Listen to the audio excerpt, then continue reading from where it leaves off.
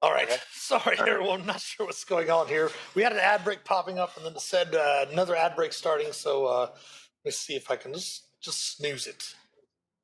Let's only snooze for 5 minutes. Oh well. All right. Well, does everyone have their long rest finished up? Yes, Ulmor has his long rest finished up, and he has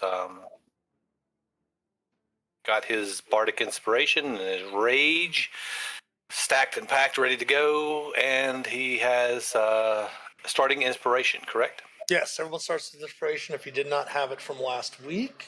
I didn't. I used it, so cool. And again, you find yourselves at the entrance. The temple entrance, the wide cavern, entering the normal stone double doors. Entering through, of course, was the deepening hall. You did, of course, up here have some doors that are on the east side of your chamber as well.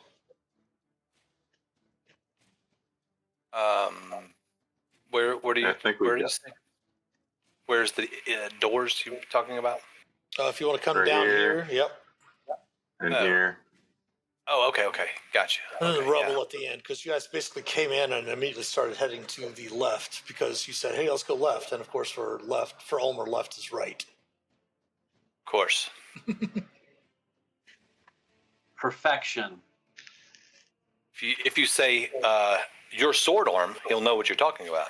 Oh, there you go. Oh dear. Sword arm way. And he's like, oh, okay, yeah. And he'll go.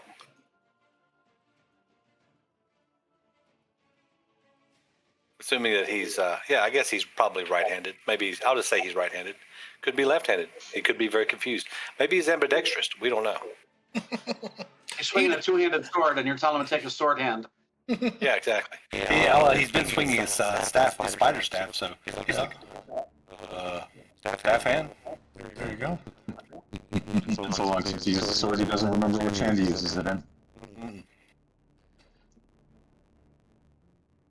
But there's the doors to the immediate east, yeah. Felix, you want to give a listen, or you want me to? You go ahead. Your ears are better than mine. I will give a listen at the door. On the other side of the door, you don't hear anything at all. Rather silent, actually.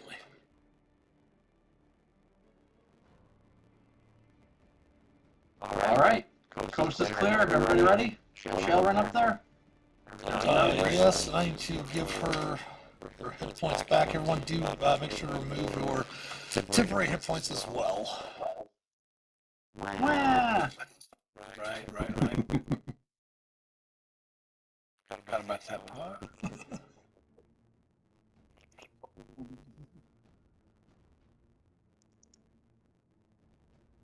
Ay. All right, Ulmor, coast is clear. All right, Out let's to do the lighting this. barrier with the door open. The lighting barrier is stopping you from moving. Or something stopping me from going through the door. It shouldn't, but let me go ahead and move the door for you. Huh. There it is. There we go. All right. Entering in this room, you see old weapon racks along the sparring chamber's west and northwest walls. While three stands hold various pieces of armor to the north, gouges in the walls indicate this room was once saw much use. You do see a small door that leads to the east, and of course a door to the south as well.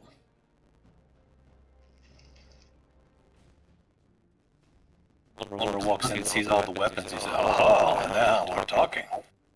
He goes over to start inspecting the weapon rack. Okay.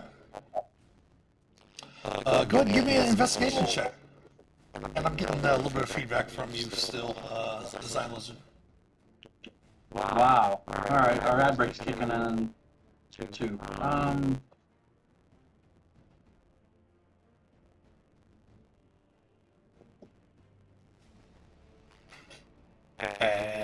Start lighting down a bit, hopefully. Sensitivity. Perhaps. and it starts in That 48 sounds seconds. better. That sounds better. Yeah, somebody will let me snooze the ads for 5 minutes, so we might as well go ahead and play through this one real quick. Or play this one out. But as you're standing there looking around with your investigation check, Ulmor, looking about, it doesn't seem as if any of the weapons really are suitable for use. However, you all do hear a noise, especially you, Hannibal, as you get closer to the the northern weapon rack there. You hear squad tactics routine, and the armors begin to move. Armors begin to move. I call out to make sure everyone hears it, and then they see it. On the ad break. Yeah, so go ahead and roll initiative, and we'll go ahead and start it up after the ad break is over. Okay. Will do.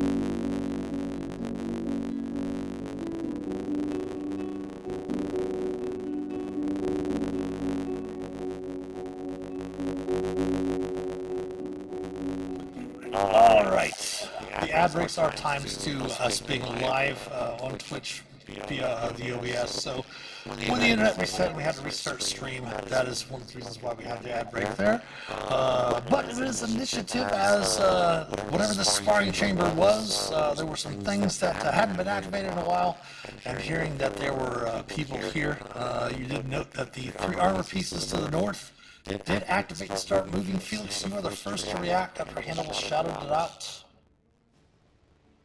Alright, let's see. There's one of the pieces of armor looks like this,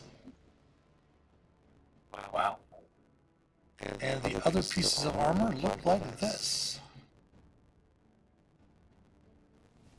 I don't know why I'd want to do that.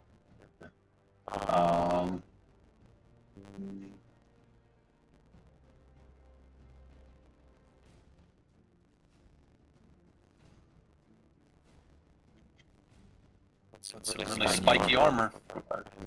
13. If I do a cone from here, I'm not going to hit Hannibal, right? Shouldn't, no. mischief or rhymes or what? Do the rhymes. Okay, yeah, you don't have to pull up the thing for it.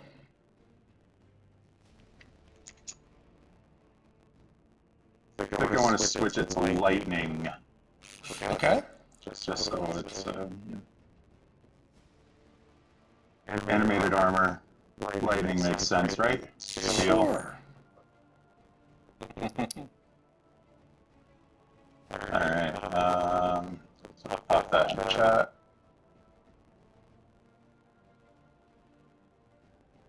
So 30-foot cone, Constitution saving throw, or 3d8 lightning damage. Okay, so your DC is 15. Correct. We'll start with the one to the west and then move east. Now just pop the damage in there. Perfect. Ooh, we saved with a 20.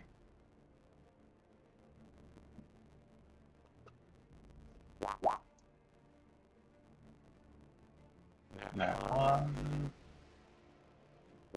Two fails. So that'll be lightning damage. Yep. 17.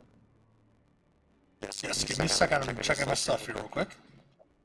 Alright. 16.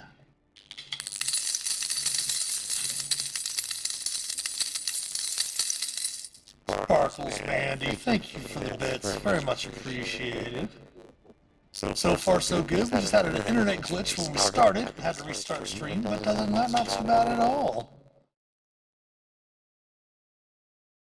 And then that will go down to 8 lightning damage, as it does not appear that they are vulnerable or resistant to the amount of to the damage you did. So it did full effect. Alright, and then I'm gonna take 10 feet, the last 10 feet of my movement backwards, and end my turn. All right. Oh, did you find what you were going to mix with your sparkling water? Yeah, I found some vanilla bean moonshine. Ooh, moonshine. What's Hannibal drinking there? What's that nice shirt you have on there, Hannibal? Oh yeah, nice shirt. That would be our 2024 Master of Dungeons Pride shirt. Looks pretty cool. Looks pretty cool. I like it. I like it. What are you sipping on, Hannibal? Just sipping on an ale right now. Fair enough, fair enough. And what about Ulmor?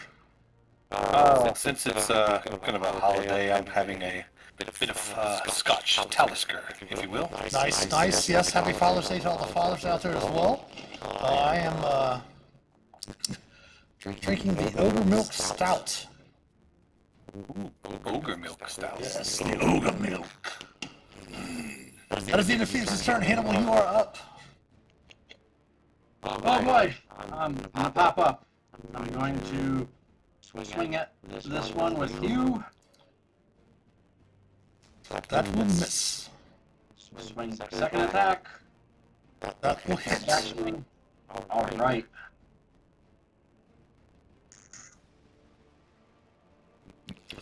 For 14 slashing.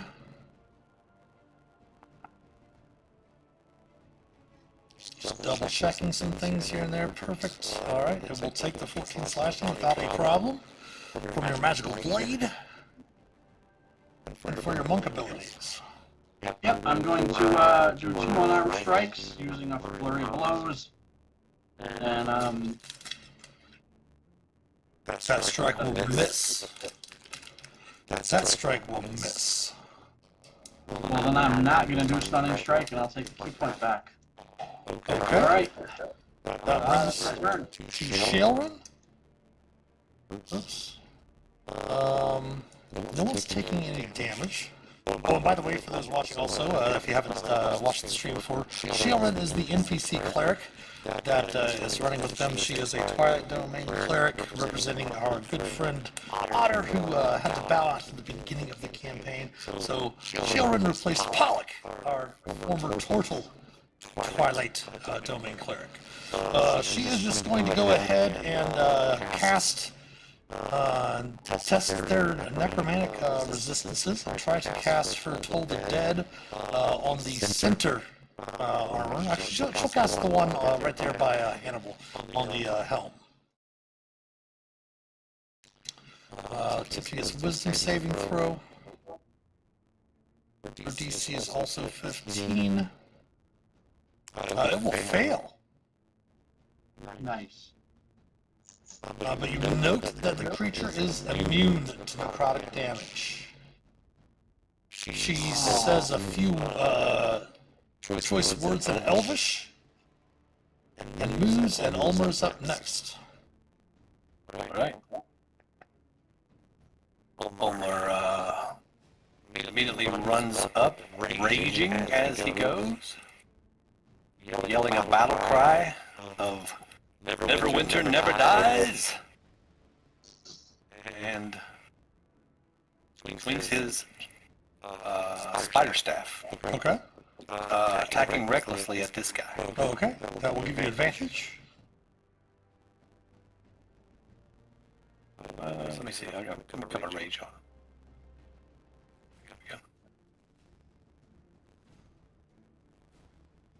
we go. A 24 will hit. Alright.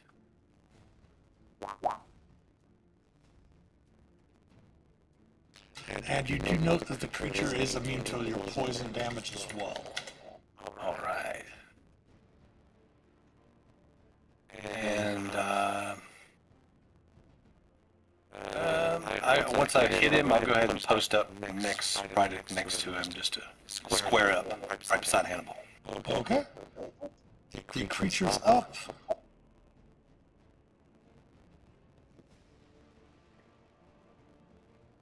It does have multi-attack, so it's going to take 2 longsword attacks. Both of them are going to be at, actually one at Hannibal and one at Ulmor. I don't believe it's carrying a shield. Yeah, it does have a shield. Okay. Hannibal AC 16 will miss. Ulmor AC of 19 will hit. Since you attack recklessly, it does have advantage in its attack against you. However, because you are raging, you only take 2 points of slashing damage. Yes. The other creatures are up. They too get multi-attack. This one's going to step down here to Ulmor. Squad formation. You hear the other one, the large one, speak. The other two will step forward to attack Ulmor as well.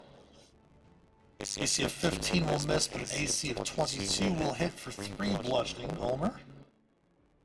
Right. And the second one attack will crit for 4 bludgeoning, and then hit for 2 more bludgeoning. Nice Damage, to be a rager. right? Damage soaking barbarian. I think Ulmor this got advantage. gives advantage to Ulmor. Excellent. Thank you. So you won't have to attack recklessly next turn. Okay. How I much get 6 damage? damage? Let's see here. It was An initial 4. 3. Yep. So it was the 2. 3 more is 5, 9, 11 total. And then back around to Phelix. Please don't miss, Finger says. Yes. Thank you. I'm gonna try Chromatic Orb on this one right here. Okay. Damage type, are you sitting again? Well, let's see. We know lightning only did normal. Let's try acid this time. Okay. Just to try something a little different. So, Chromatic Orb. 13. 13 unfortunately will miss. Alright.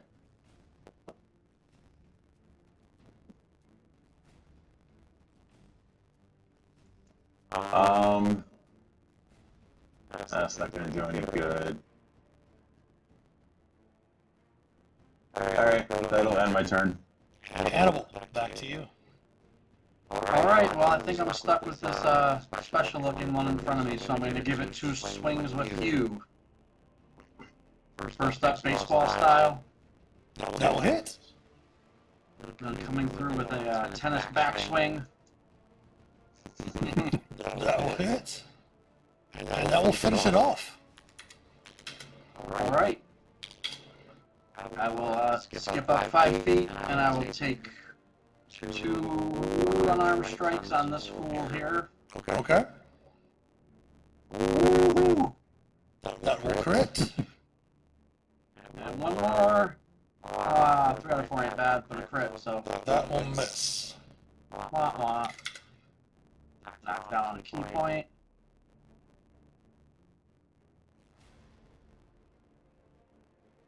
If you just use your 1 bonus attack, you don't lose a key point there.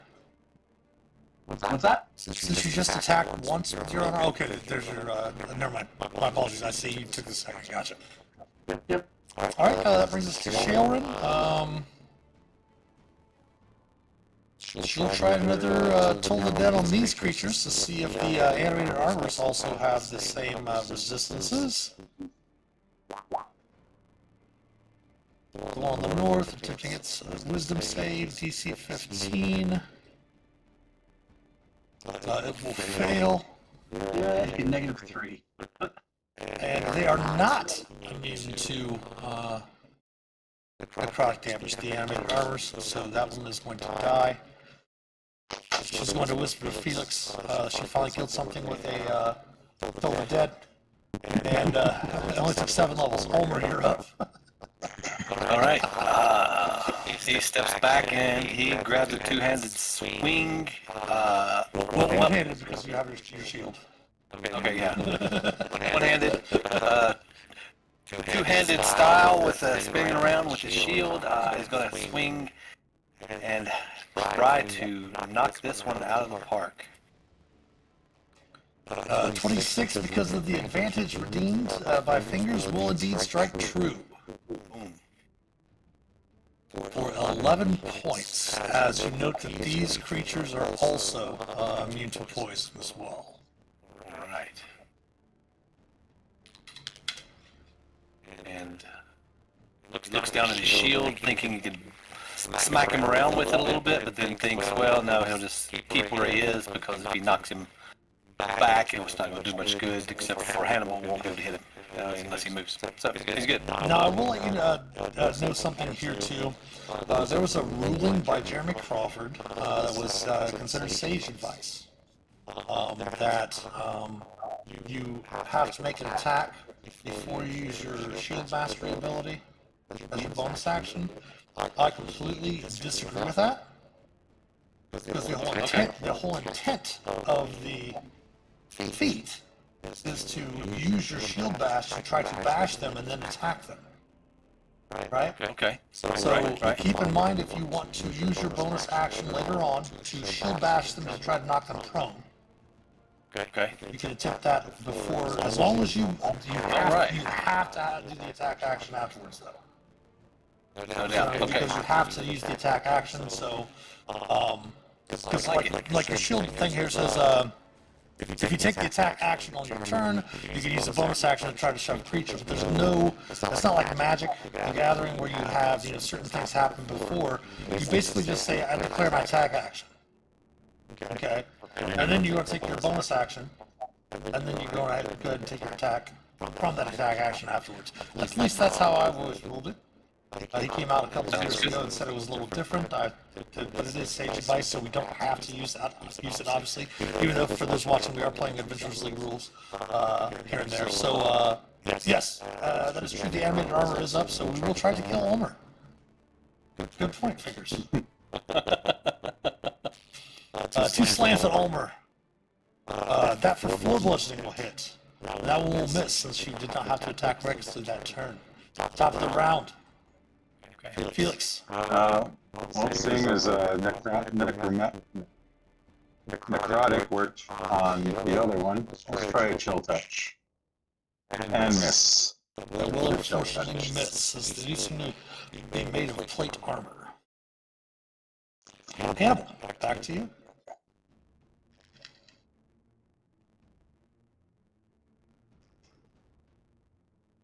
You're muted?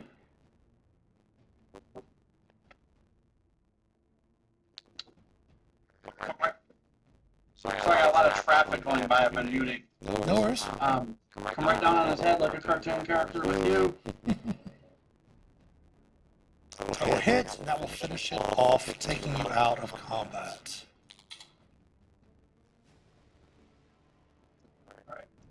I'm gonna go back over to sniffing out this rack. I think Ulmor was checking out this one. I don't know if he did or not. Oh, yes, he did. Yes, that's where I started. Most of the weapons are long rotten away, too rusty, anything like that. You can see the bare bones. You might be able to scrounge some up if you were like a metalsmith or a weaponsmith, something like that, but nothing really of value there. Alright. Shae will step forward and give you a cure wounds, though, Ulmor. Oh, okay, thank you. She'll use a level 2 slot since you guys all had a long rest, so she will 19 back to you. Oh, nice. So, I will ask Ulmor, shield hand or foot? Oh. Let's go foot. Alright, let's go foot. I will give a listen, since this room was obviously empty, like I said. Let's listen at this door. On the other side, you hear nothing. Another empty room. Give it a peek. Ah. Seems to have once been an armory, Hannibal. Other than a few broken shields and warped crossbow bolts on battered shelves and hooks, nothing remains in this room. Alright, peek around the corner, see if there's any, doors or windows. As you step around there, Hannibal, into that location, you do notice movement from underneath the, basically kind of like the shelving counter in front of you, as a creature does emerge from there. And you hear the sound of what sounds like swirling dust. As all of the dust and such in the room all seem to coagulate into creatures. Oh, cool. Oh, it's the dust. Oh, beautiful. I did tell you all this was going to be a massive, like, old school style dungeon crawl.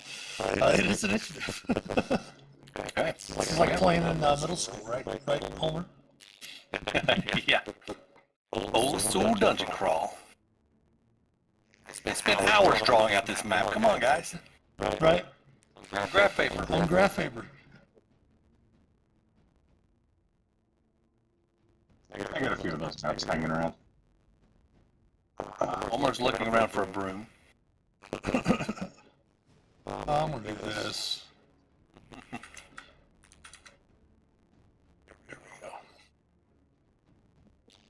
I'll sort the initiative, and the first to go is going to be Phelix. Sorry. I didn't put mine Oh, no worries. Go ahead. Pop it in there real quick. We'll be sorted. It doesn't matter. I'm last anyway.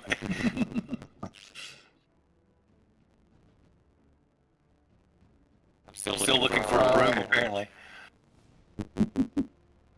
And that doesn't take an action to see through your manifest mind or anything like that, or what, Phelix? No, it is, let's see. All manifests through the spectrum mind can hear and see. The mind can telepathically share with you what it sees and hears. No action required. And you should have vision on the manifest mind, correct? Yep. Perfect. Too bad I stopped preparing my line spell.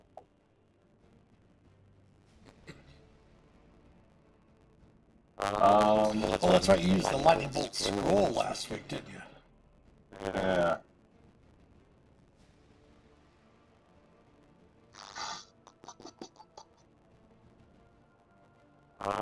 Actually, let's see.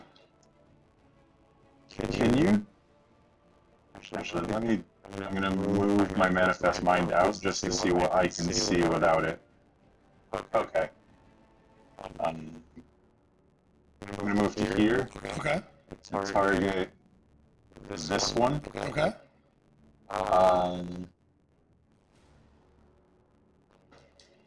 Let's start with a chill touch. Okay. Better pull that back over here for you. And I miss. Unfortunately, yes, that will miss. Time to use that emote. That'll be the second time. Uh-oh. Alright, any movement for Phelix? No, I think I'm gonna stick here for now. Okay, you can see that there are 3 of them there. Of course, with your manifest mind, you can see the other 4 on the northern wall. Hannibal, you are up.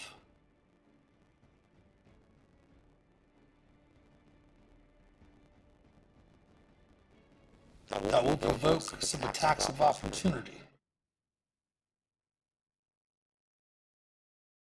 You're muted, Hannibal.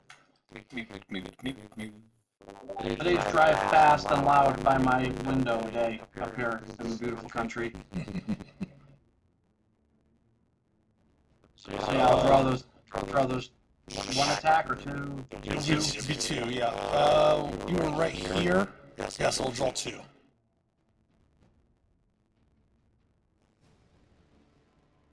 First one misses, second one hits for 6 slashing. Okay. Let's hopefully make this worth it. I'm going to blast out some dragon breath. Breath of the dragon. Down a line. I'm going to choose the 30-foot line, 5 feet wide. I'm going to choose... Oh boy. I think I'm going to go with lightning damage. Okay. They each have to make a dex save against my key of 15. Okay, good. Roll me your damage. 2 key dice, right? For 6 lightning. Alright, so the white I do not believe has any resistance to lightning. Pretty sure the dust methods don't either. Alright, so let's go ahead and make the dex save straight down the line from east to west. Save for the white. Dexterity. It's all or nothing, right? Well, half or nothing. Half as much. Okay, minus 3.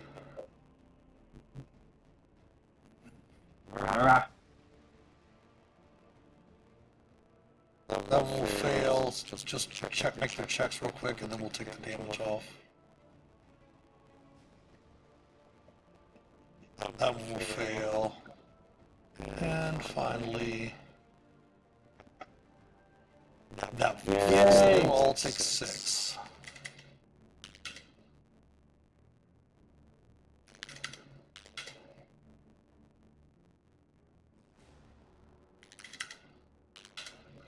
Alright, anything else for Hannibal? That would be your first attack. My first attack, so we're going to Q with the second attack at Pinocchio here.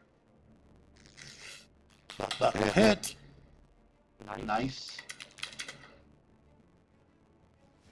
And double checking one thing. I'm going to punch this. Wait, I have to do flurry of blows, don't I? No, you can use the bonus action just as 1 attack. Right, no, I wanted to see about something else. Oh no, it doesn't have to be stunned. Okay, so I'm gonna take 1 punch at the white. Double hit. Like make that a stunning strike. Okay. Good roll of damage first. Here we go. Ooh. And they are not immune to being stunned, so we will attempt its saving throw. Con save, DC 15. If you fail, it is stunned. To the end of my next turn. Anything else? That's it for me. Alright, the white is stunned. The desk methods are up. This will, of course, come over here.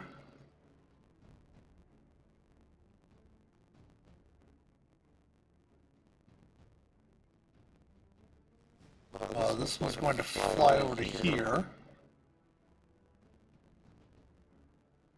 These are going to swarm Shae. So the two that are on Hannibal first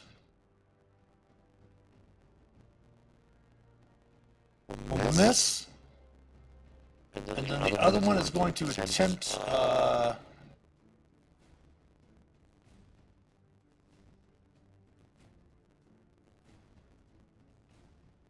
actually, no, it's just going to attempt claw as well. It will miss. Ulmor, this one kind of coming around the corner, looking at Shae and sees you right there, that's going to go ahead and breathe to the north.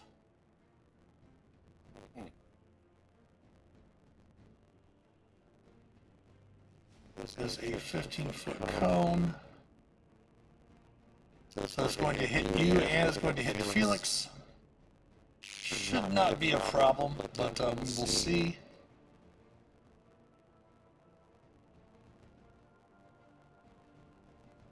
DC 10 dexterity saves for Phelix and Ulmor, please.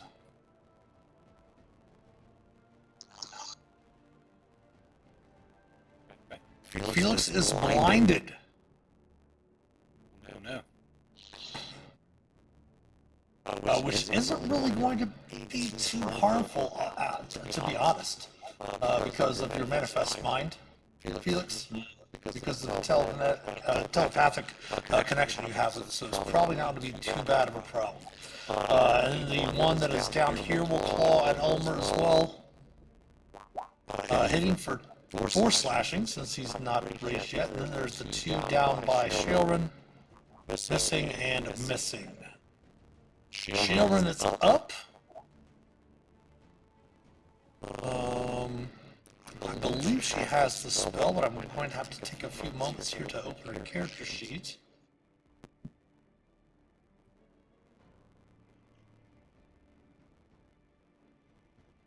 Not sure why it has such an issue with this character sheet either.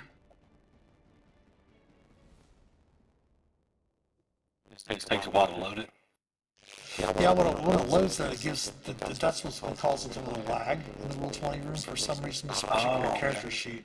So I did go through and put a lot of like the spells and other templates and such like that. I put a lot of those in archive. That way, when we need them, I can pull out some of the stuff. I left a few of them that we use often in there. I see, like right now, it still has not loaded the character sheet. It's still got the pulsing D20 popping up.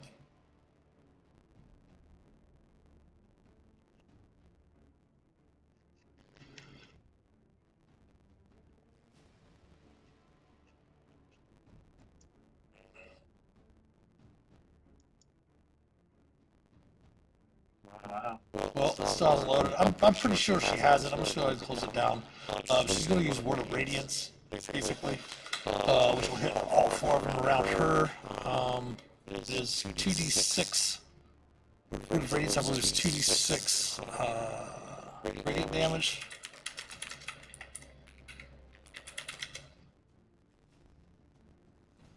Word of Radiance. It's basically the 8 squares are. Yeah, 8 squares around her. Con save. Perfect. Okay, con save or 2d6 radiant damage at her level. The damage will be 4 radiant. So we'll take their con saves. DC 15.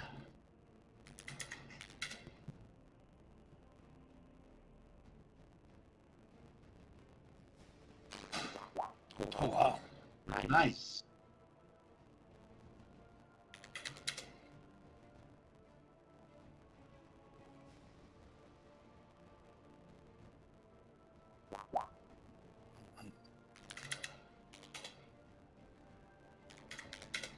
And the last one.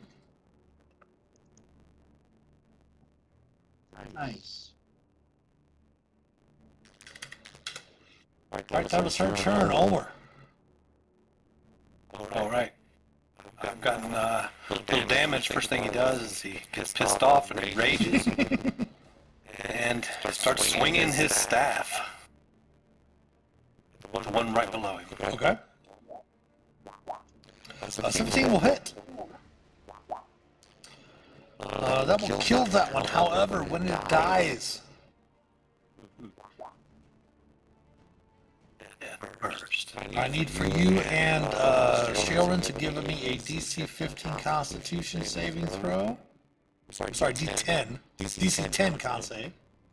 Unsave. Got it. Oh, you're both fine. Cool. And it's dead. Noted. They explode. Any movement? Yes, I will move down here. Clear the doorway. Oh, and now he sees around the corner. He sees Hannibal's over there with lots of friends. Okay. Intern. All right, Phelix, top of round 2. Alright, I'm going to...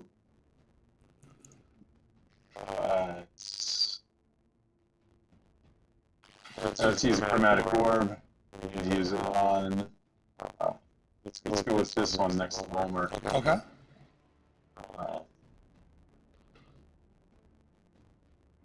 And do... let's do fire damage with it. Okay. 16... That will hit.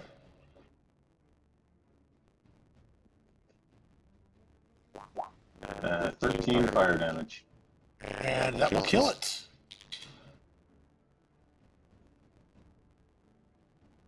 It does seem as if the fire has a little bit more of a burst from it. But I do need for Ulmor and Shae to make another con save.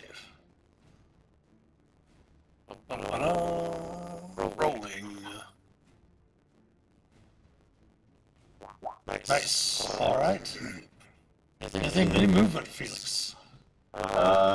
Nope, because I can't see where I'm going, so, Well, you still have an idea of what the room looks like in your head because of your manifest mind. yeah.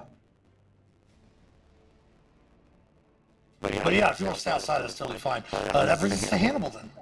Do I get to repeat the saving throw Yeah.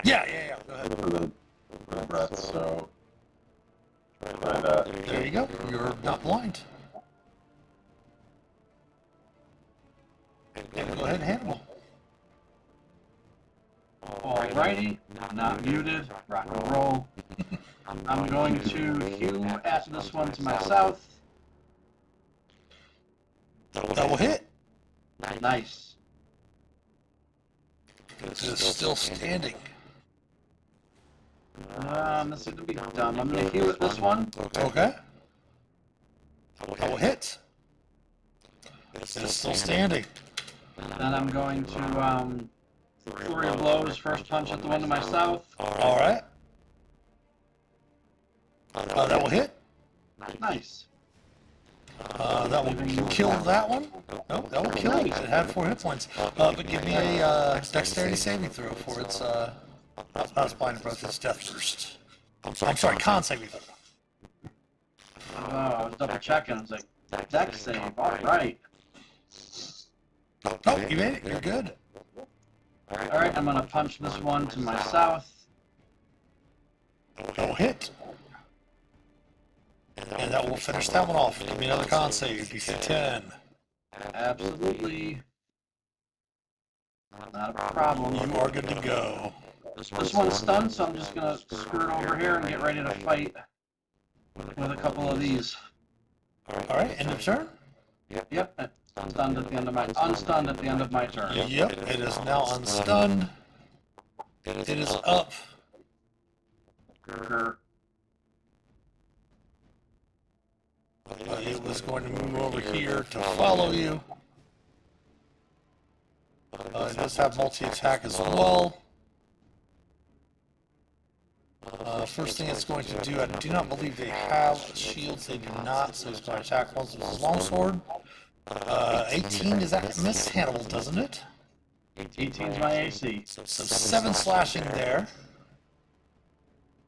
and it will critically miss on the life drain. Goody. The death methods are up.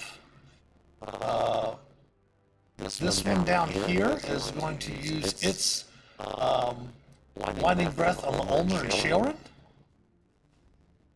So both of you please give me a DC 10 dexterity saving throw.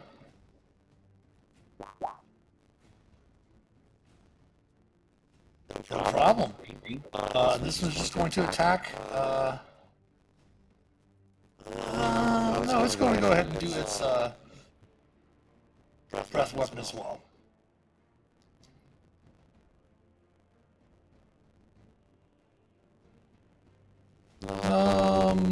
Yeah, go ahead and give me one more dexterity saving throw. Ulmor, if you would. Not a problem. It's the only two remaining. Shae is up. She's got a tip, so she's going to turn around and hit this one to the south with her Lightbringer. She's going to hit.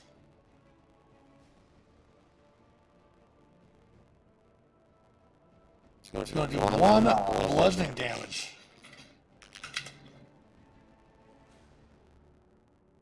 Ulmor, you're up. All right. Can I occupy the spaces of the mind? Sure can. Over here. Sure can. Yeah. So I step down, and as I step by, I quickly say, "Shae, what's a cleric's favorite drink?" As I prepare to swing my staff, and I'll attack with my staff, waiting for an answer. She says warm goat's milk in the evening before I go to bed. He said, "Oh, yeah, that's good. I was going to say divinity." And unfortunately, the 13 will hit. Let's see. And I do believe they are even affected by your. They are not immune. They are immune. I'm sorry, to your poison. I'm immune to poison. Okay. Yes. All right. And that's it. In turn. Top of the round, Phelix. No longer blind. No longer blind.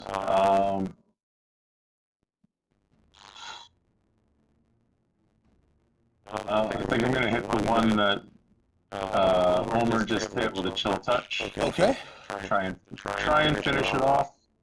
Cross my fingers. 20 That will hit. and 5 necrotic. And that will kill it.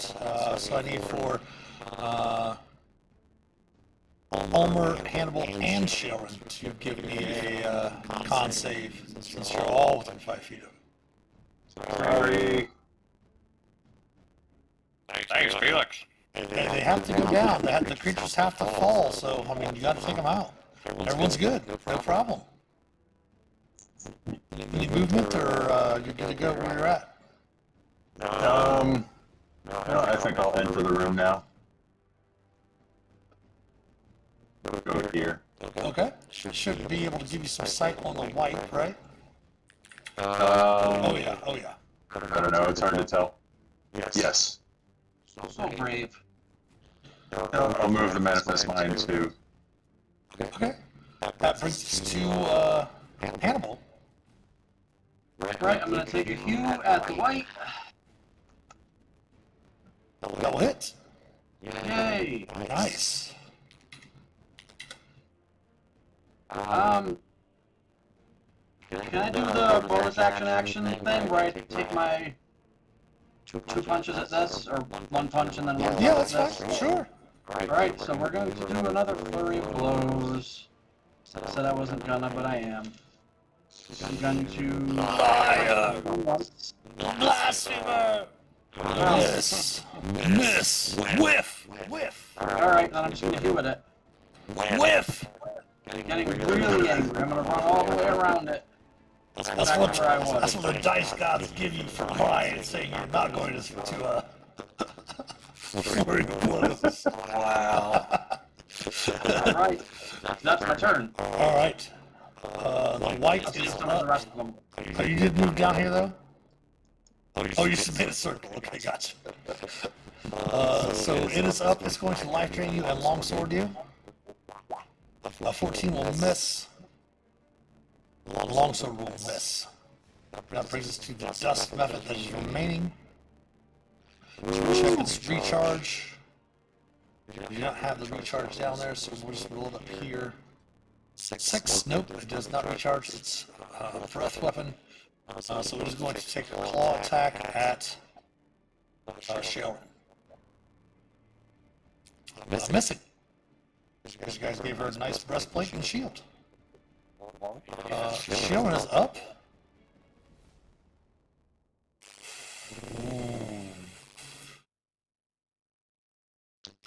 She's going to use a bonus action to cast a healing word on Hannibal.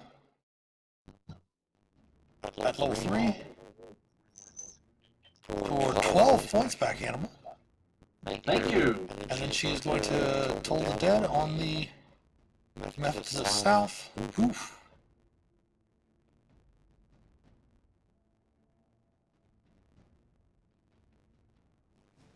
Oh, wow, and she's going to kill the one to the south, so Ulmor, please give me a on save. Way to go, Shae. And she makes her con save as well. Whew. And she is going to go ahead and kind of flip Whitebringer in her hand, knowing that it does extra damage to whites and are undead, in case it's still around, which it probably won't be, but Ulmor, you're back up. Okay. We'll move over. Attack. Swing the staff. As I go by, I say, Hannibal, did you hear about the magic skillet? It is Father's Day also. Feel free in chat to drop some of your favorite dad jokes into the chat. Oh boy. If you haven't heard of it, it's made of cast iron.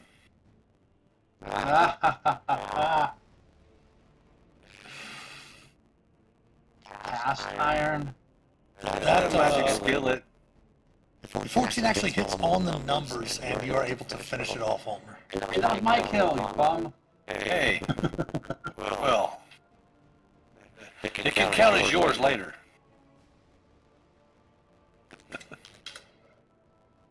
Not right now. There we go, taking you out of combat. The creatures themselves, all of course dissipate and such like that. Looking around the room, you do see that their armor itself was looted long ago. But you do note that there does seem to be a very heavy iron door down here to the south with your manifest mind, Phelix. Yeah. Well, hey guys, there's a door down there. Yeah, was that the door? Is that one I was supposed to pop out? Oh no, definitely keep the dad jokes coming, Ulmor. It's Father's Day after all. I've got a dad Ulmor joke. can do it. I've got a dad joke, but it's a little racy, and Racy. Ooh. I don't want to insult any of the moms that might be in chat as well. It's definitely a dad joke.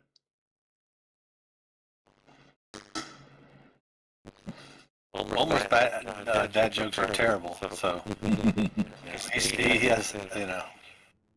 So as you get down there, Hannibal, the first thing you note is the ancient vault door seems to have 3 locks, each housed within a carving of a mountain. Before we go down there, do we want to check out this other door that's up here first? Just to clear out? He's speaking of the one in the room where you were attacked by the armor? Yep. Okay. Is that what you're talking about? Felix, I'm sorry. Yeah, that's the one I'm talking about. Just to make sure that nothing comes behind us. You've been through a number of different dungeons, complexes, and such like that. There's a possibility that the door that Hannibal's nearby might link up to the other door in the deepening hall where you first came in. But it's probably a good idea to check the one that Phelix is mentioning up to the north. Where'd you go, Phelix? Oh, there you are. Walked right by you. Didn't even see you. I'm crouching.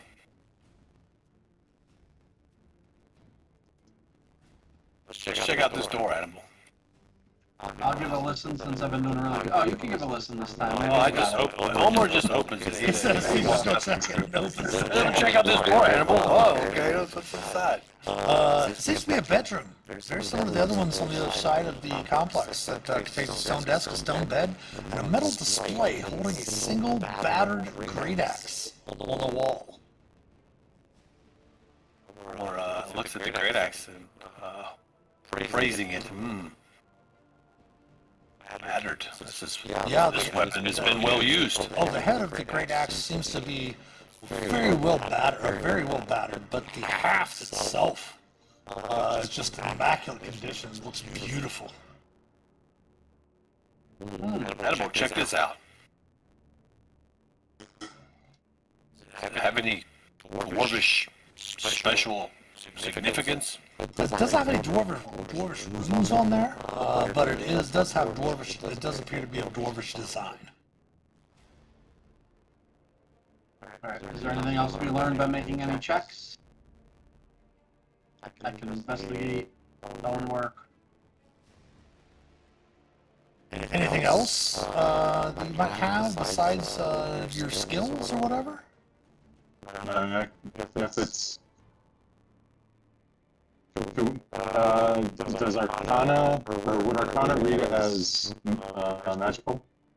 If you want to come into the room to examine it, you could perhaps make an Arcana check if you want. I'll do that.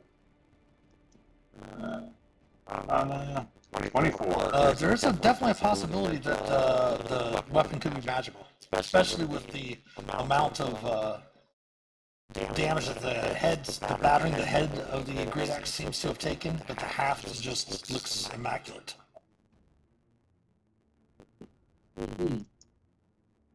Well, if we want to sit here for 11 minutes, 10 minutes for plus casting time for ritual, right?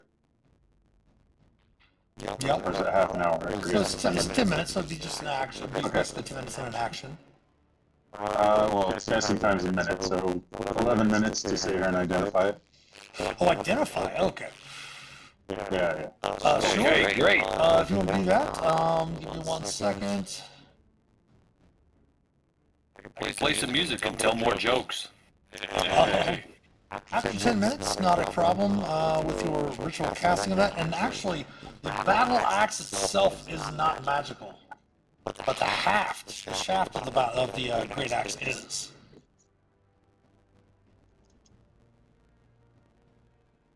Oh. What? What? Oh.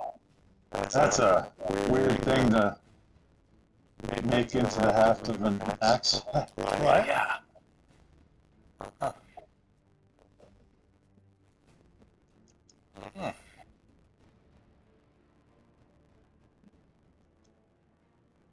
Movable rod. Movable rod. All right. I have so many of these magic items that I'm going to be giving to some of my rogue characters.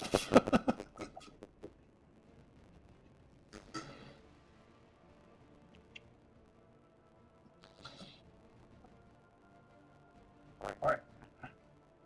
Is that it for this room? It definitely appears to be so, yes.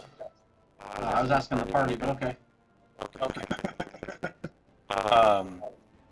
That's rope. As I pick up the rod movable, and I'm like, this rod's it is definitely movable. It's moving. Here, put it in your pack. It's moving. Yeah, who's gonna end up with the rod?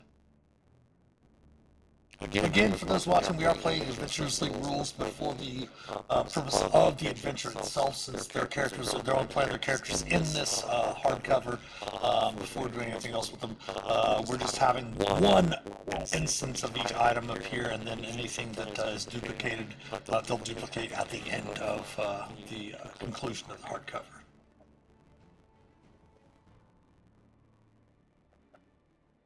Who wants to carry the immovable rod? No one else wants it, I'll throw it in my pack. Go ahead. Go ahead. Ulmor likes it, but he doesn't understand it. He's like, it's You gotta push the button, Ulmor. oh, Hold it in the air, push the button, and let go. he does. And it just floats in the air, Ulmor. Now try and pull it down. He stands there slack-jawed. Do some, He pulls some up. pull-ups. He does some pull-ups. Yes! Yes! Multiple gym! And he pushes the button and hands it to Hannibal. I think I'll get in trouble with that, Hannibal. When you do that, though, go ahead and give me a strength check, if you would. Okay. Drink.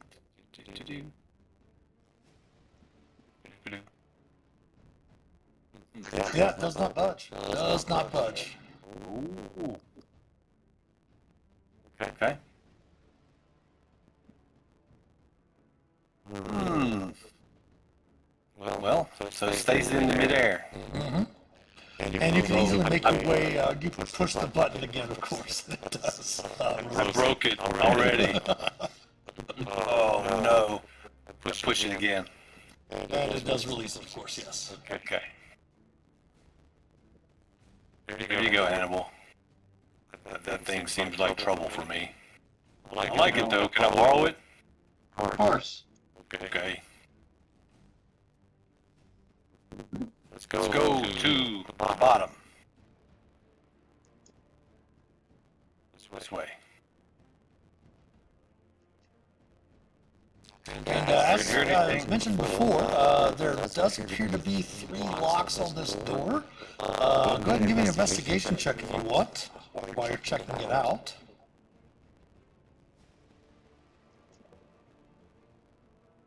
There we are. Now, Felix, it does appear as if one of the locks is already opened. So 3 locks, 1 is unlocked. Correct.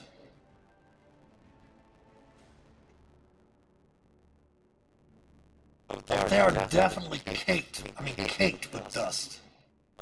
You have prestidigitation, correct? Wave my hand and clean them off. You certainly can do so, yes. And you can definitely see that they could probably be picked with these tools. Ulmor, didn't you have Steve's tools? I know I don't. Yeah, he's got some.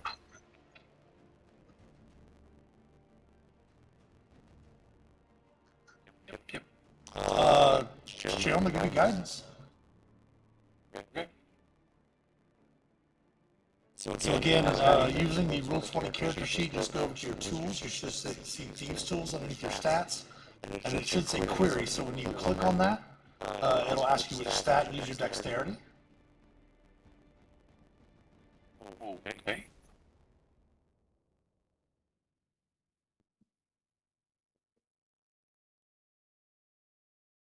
Hold on a second.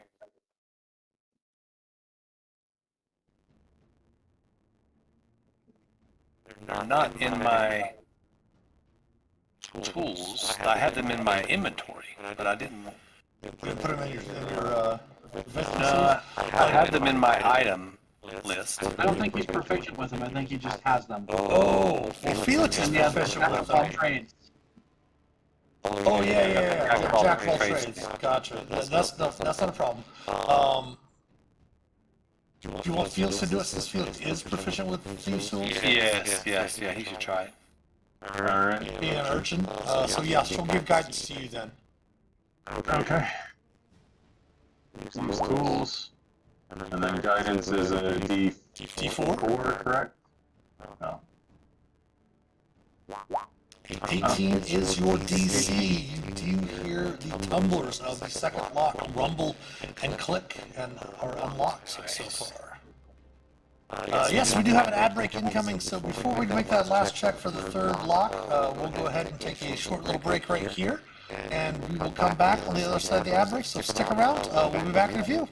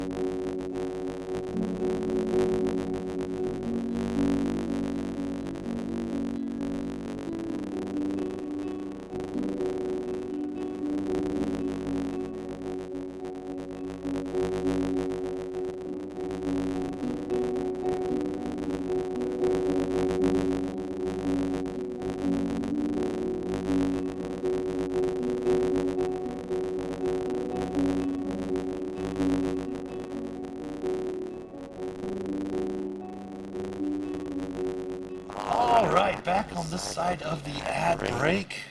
We do have one more lock to unlock to try to get into whatever's on the other side of this massive vault door. You had a question, I believe, Ulmor, about, Yes, that was about the thieves' tools. Okay. Since he's a bard, and I have thieves' tools in my inventory, but not being proficient per se at thieves' tools, but I am a bard, so I do have a jack of all trades. Go ahead and do me a favor and pop up Jack of all trades. Okay, go ahead and hit that, and I'll pop that up into chat. So, since you're not proficient, basically you'll be taking half of your proficiency bonus with it instead. Okay. So basically, if you want to use your these tools, because it is you're not proficient with them, but you you basically use these tools with making a dexterity check, right? So when you make a dexterity check for unlocking those, you make a dex check. And instead of adding your dexterity ability plus your proficiency bonus, and what's your proficiency bonus now? Is it 3 or 4? Looking 3. Yes. So it'd be half that rounded down to a +1. So you would basically make a dexterity check and add 1 to it for thieves' tools. So what is your dexterity ability modifier? It is 1. And what is yours, Phelix? 3. So it's better to have Phelix try the thieves' tools. Unless, of course, Phelix is dead, then, you definitely want making those checks as well. Okay. Yes. Okay, just wanted to clarify that I could use them, but Phelix gives us a rock. Look, the rock at the next game. So yeah, if you want to check for the next one, she will recast. Recast guidance for you, Phelix. All right. I think I'm going to use my inspiration on this one just to make sure it goes through. Perfect. And there we go. Nice. And you are able to hear again the third lock tumblers click into place, and you hear as lots of air is released from this vault that does not seem to have been breached by those that have looted this armory before. good job, Felix. Let me unlock that vault real quick. It is now unlocked. All right, and then I'm going to move away from it. Fair enough.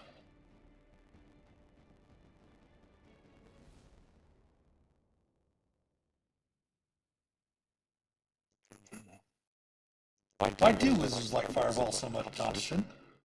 Oh, well, it's a well-rounded spell.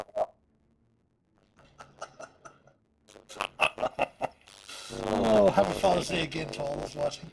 But now the room is open. Ulmor, Hannibal, what would you like to do? I would like to peek inside. Okay. Would you say it had a what sound? Like some rushing of air coming out of the from behind. Like you see a little bit as the last lock comes through. You see a little bit of like air and dust kind of pushing out from the edges of the door. The vacuum seal's been let go. Yeah. Ulmor looks at Hannibal. He says, Hannibal, there's something different about this room. Airs come out of it. Like a whoosh. Opening the door, Ulmor, you see glittering heaps of coins, statuettes, and weapons throughout the room, covered in a thin layer of dust. Ulmer's eyes light up and, oh, well, not only that, there's lots of coin in here. Yes, you see stacks of platinum, you see multiple stacks of gold, you see various gems all around, you see a platinum necklace as well, and 3 rather sizable golden statuettes made of dwarves that gleam made of gold. As well as a small vial and a small little box about maybe 4 inches by 2 inches and about maybe an inch deep. Okay. Hannibal, Phelix, children. I don't think we need any more treasure. Let's go.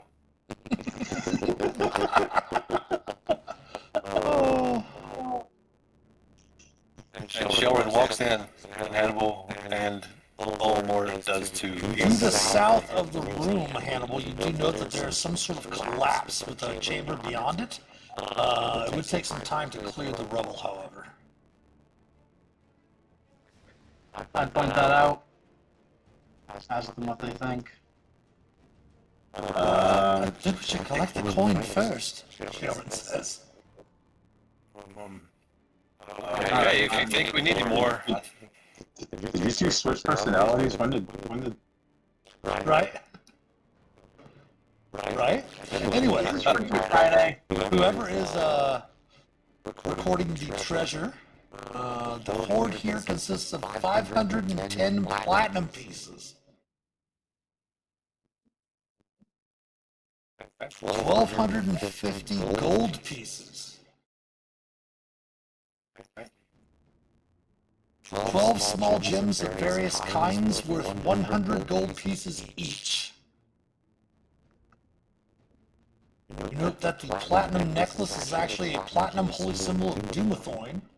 That Shae is able to inform you. It's a holy symbol of Dumathoin that's worth 150 gold. And that may come in handy. That is true, because you did discover that anyone that had that holy symbol would not have been attacked by those elementals that we began combat with last session.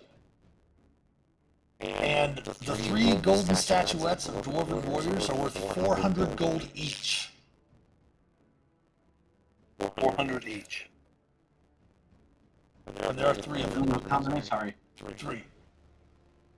12 gems with 100 gold each, and then the 3 statues for 400 gold each. I asked Sharon. No, that's not fair. I'll ask Felix what he thinks of me just throwing the holy symbol of Dumathoin on. Maybe Should be fine. maybe a door will open, or maybe something will or won't attack us, or I don't know. Maybe we run into more bad guys. They'll think we belong here. I don't know if bad guys will think we belong there, but Does anyone speak Elvish? Sharon must. No, I'm asking of the 3 of you. Do any of you speak Elvish? No, no. Let me. Ulmor liked to think he would be able to, but he just hasn't quite mastered his own tongue yet. No, common and halfling. You definitely hear Shae whisper something in Elvish underneath her breath, kind of glancing at Hannibal, and then going back to helping to sort the coin. What was that, Sharon? Oh, nothing. You see her pick up the vial and says, interesting. Seems to be a potion of invulnerability.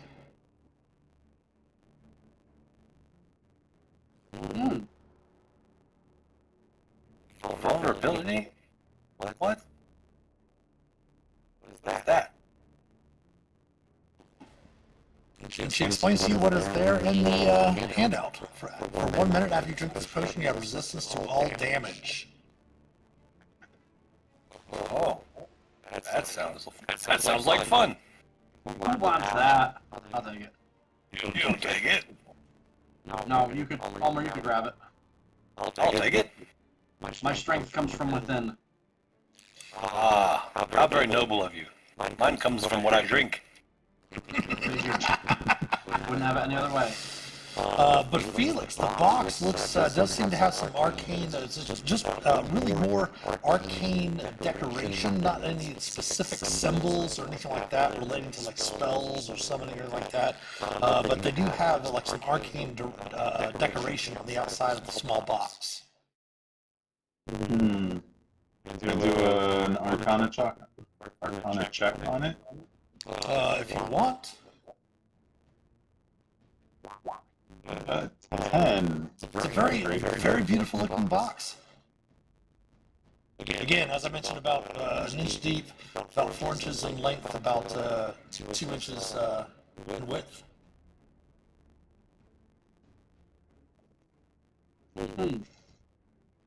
So, right about the right size for a wand of some sort. Maybe it'd be a pretty small wand, but you are a halfling. That's a good dead joke for you.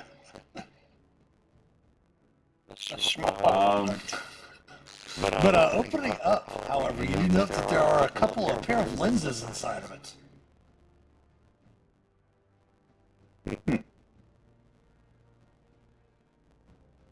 Alright. Pair of lenses. I'll use my once per day, whatever. Order of Scribes to where you can cast a ritual without having to spend an extra time. Yeah, that one. For To do detect magic. detect magic or identify. Yeah, I might as well do identify while I'm at it. Okay. It's gonna take a minute.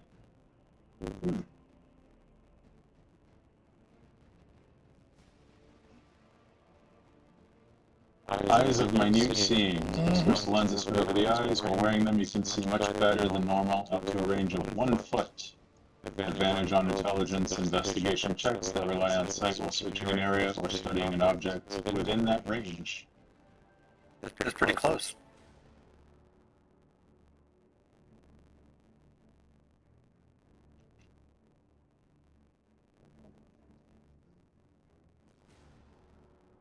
Investigation checks.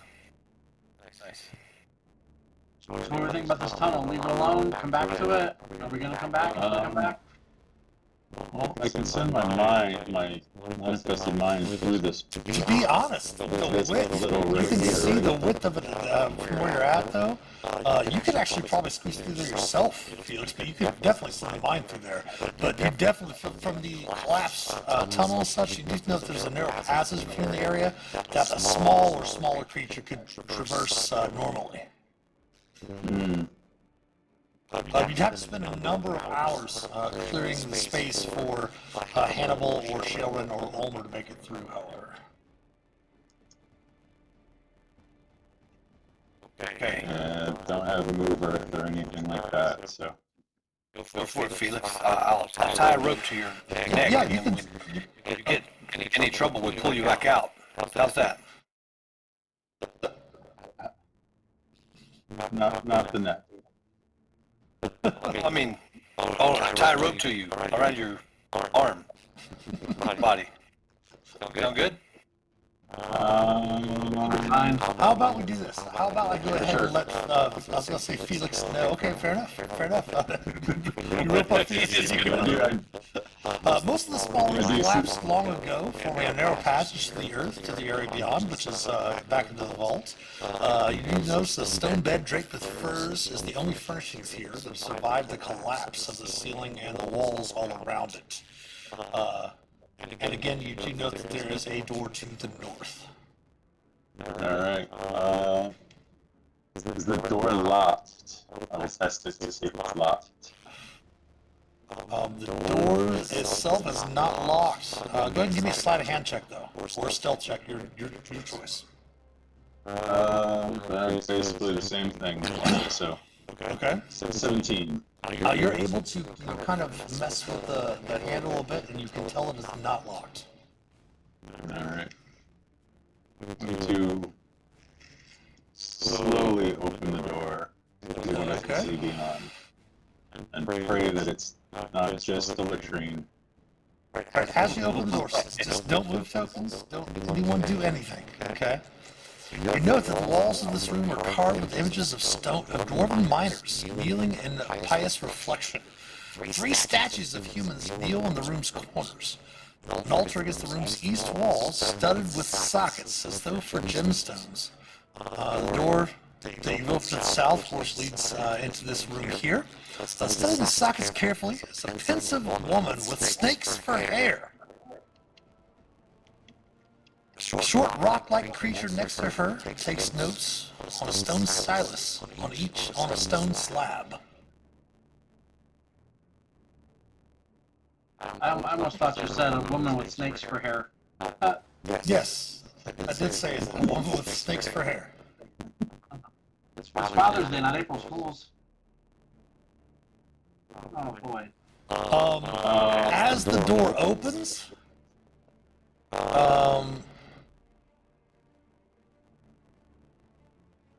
she turns to you, and it is now initiative.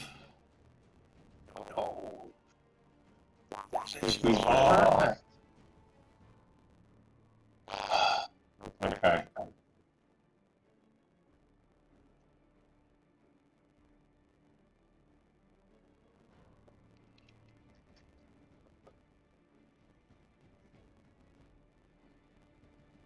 We have no idea what's going on, but we feel You all have no idea what's going on.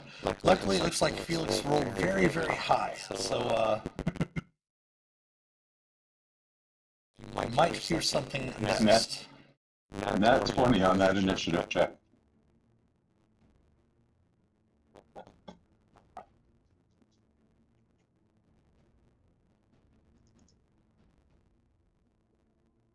Give me 1 second.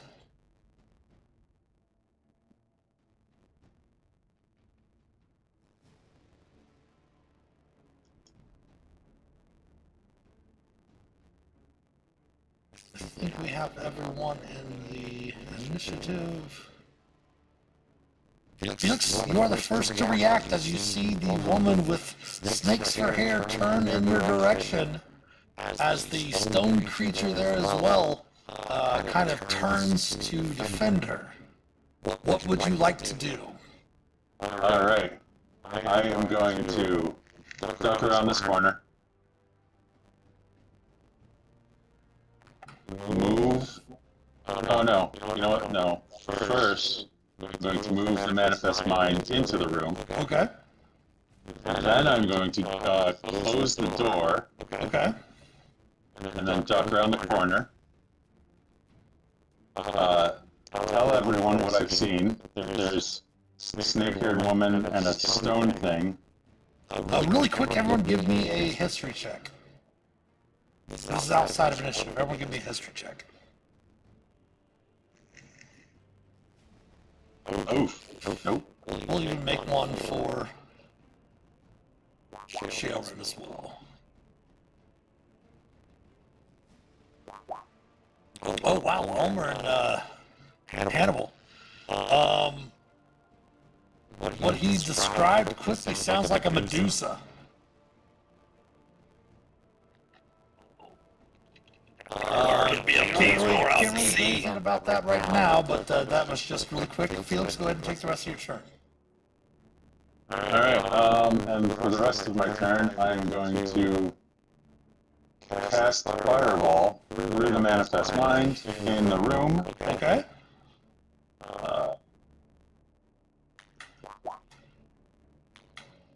DC 15 Dexterity save Okay, for the two of them. 1 second. Now here's what she looked like, by the way.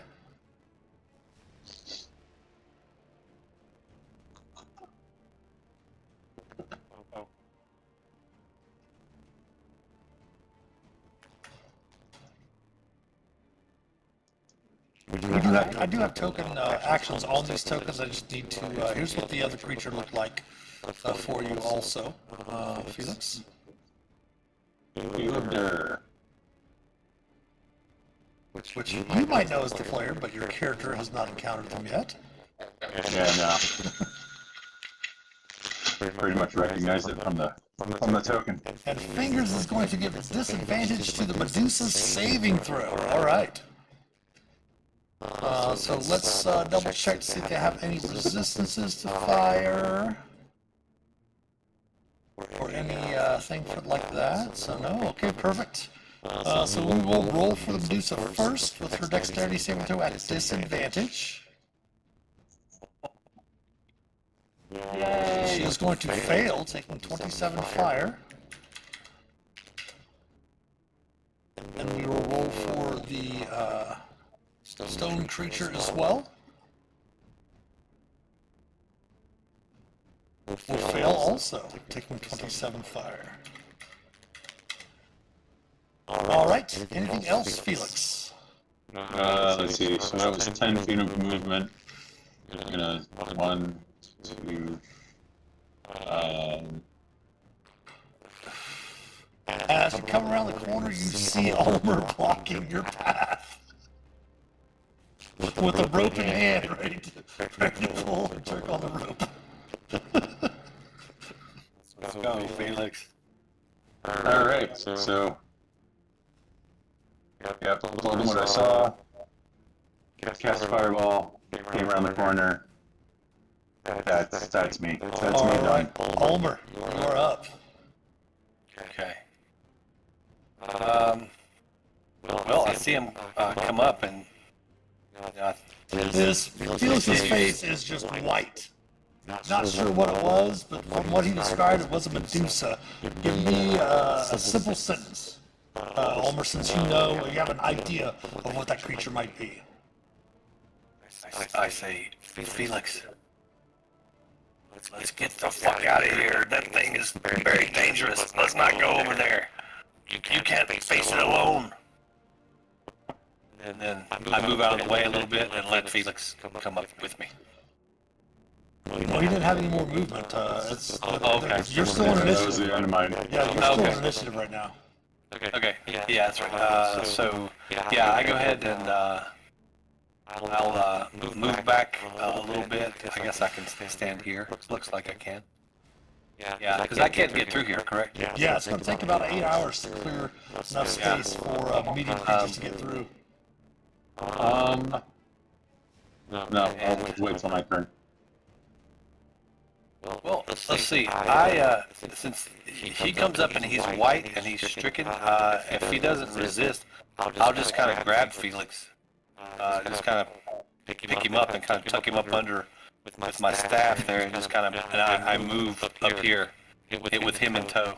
Yeah, if Felix doesn't want to resist, it's not a problem. You move half a move with something grappled. Basically, kind of wrapping the rope up, grabbing him, and moving him back. Yeah, just kind of grab him. Yeah, I'm grab him. stuck in the wall. Yep, there you go. It's 10 feet of movement. Thank you. So far, actually, it's 5. Yeah, it's 5, 10, 20 feet of movement. So you still have movement left. Okay. So I can move here with him. Sure. Towards the door? Okay, yeah. All right, and I just basically, say the same thing. Medusa, plug it out. All right, and a turn there. Sharon is up. She says, well, I don't think they'll be able to make it through there since we can't. Perhaps we should go around. And she is going to move in this direction.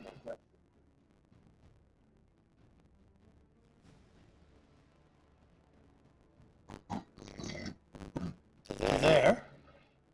And you all feel a soothing presence as she activates her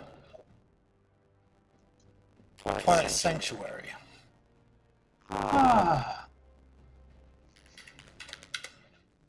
And Ulmor kind of, under his breath, it's not his turn, but he's just kind of whispering to Phelix, "It's okay, Phelix, I'm not scared. I just think the snakes on your hair is not a good idea." Oh, for 13 maximum right off the bat. All right.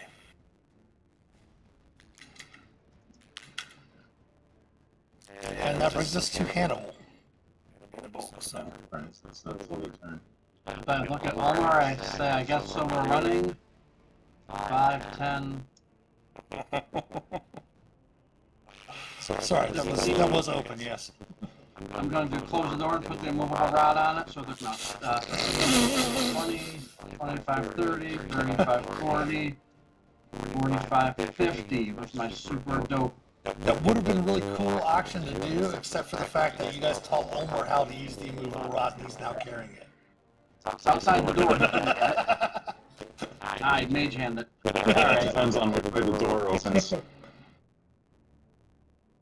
I am not going to dash because I don't want to leave everybody too far behind, so I will Okay. just hang out here and No dash, it's fine. ready a dodge action. Okay. Oh, you just take the dodge action. It's not ready. You just take dodge action. Okay. So.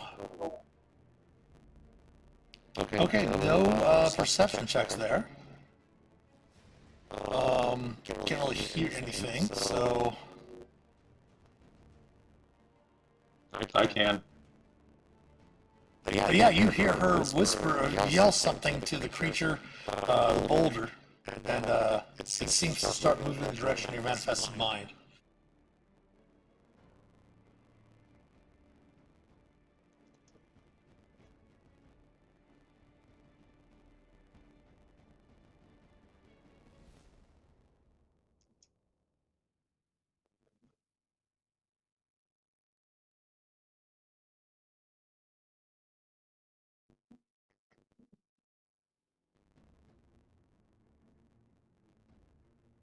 Is it small size or is it large size or medium size? You don't know. You can't really see where that's at. Well, no. Oh, it would have been medium, yes. It would have been medium size.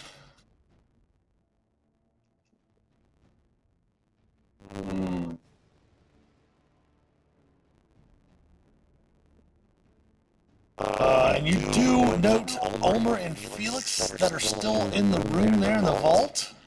That many of these boulders, you see a couple of these boulders here that are blocking the way, start to move of their own accord.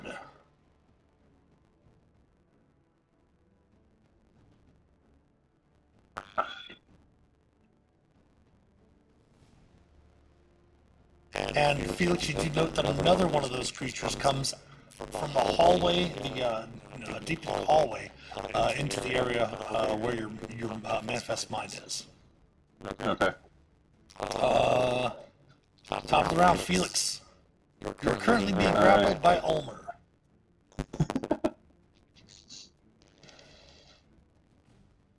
For some reason, I'm having this animatronic dinosaur. Oh no! The insanity that happens. That's a good move always. I can't tell where they are. You can see the one directly in front of your manifest mind. Yeah. No, I was more thinking letting them know that it's coming out and around. You did see them exit. You did see them exit the chamber into the deepening hall. I don't think I can see into the hall through the mind yet. Correct. So. But you did see them exit the room into the hall. Is what I'm saying.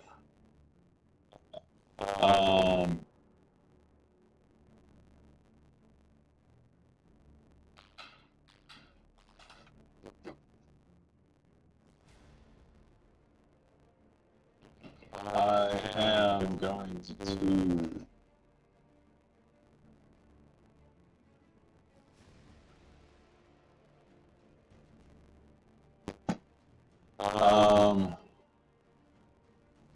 No, that's probably not worth it. Actually, you know what? I'm going to cast Grease through the Manifest Mind. No. I need to stop using that spell. It didn't work out so well for us last time. Oh, it definitely helped out, though. The last week it did help. It did keep Orthrax kind of away from the group, which was helpful. Right.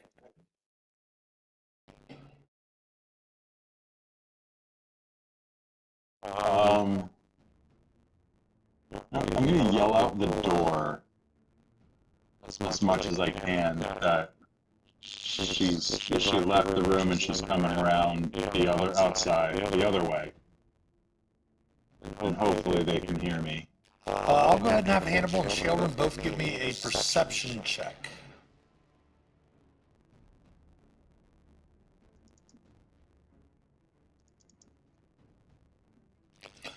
And if you would, Felix, give me a persuasion check.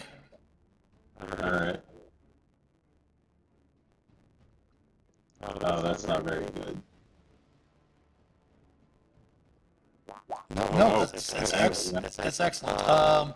Basically, what you're doing is you're setting kind of like a DC for them, but that persuasion check is high enough to where Hannibal with his 10 perception and Shae with her 26, they both are able. You're both able to hear Phelix say something about they might be coming around your way.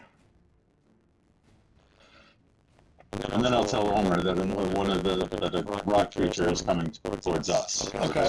One or two. And then I think at this point I'm going to hold my action until Ulmor lets you go. either until Ulmor lets me go. Yeah, I can't hold my movement, so that wouldn't really help me. I was going to say until whatever's here that had disturbed the rocks comes out. I'm assuming the other, or the stone creature. Mm-hmm. Did it close the door behind it, or? Oh, no. Okay.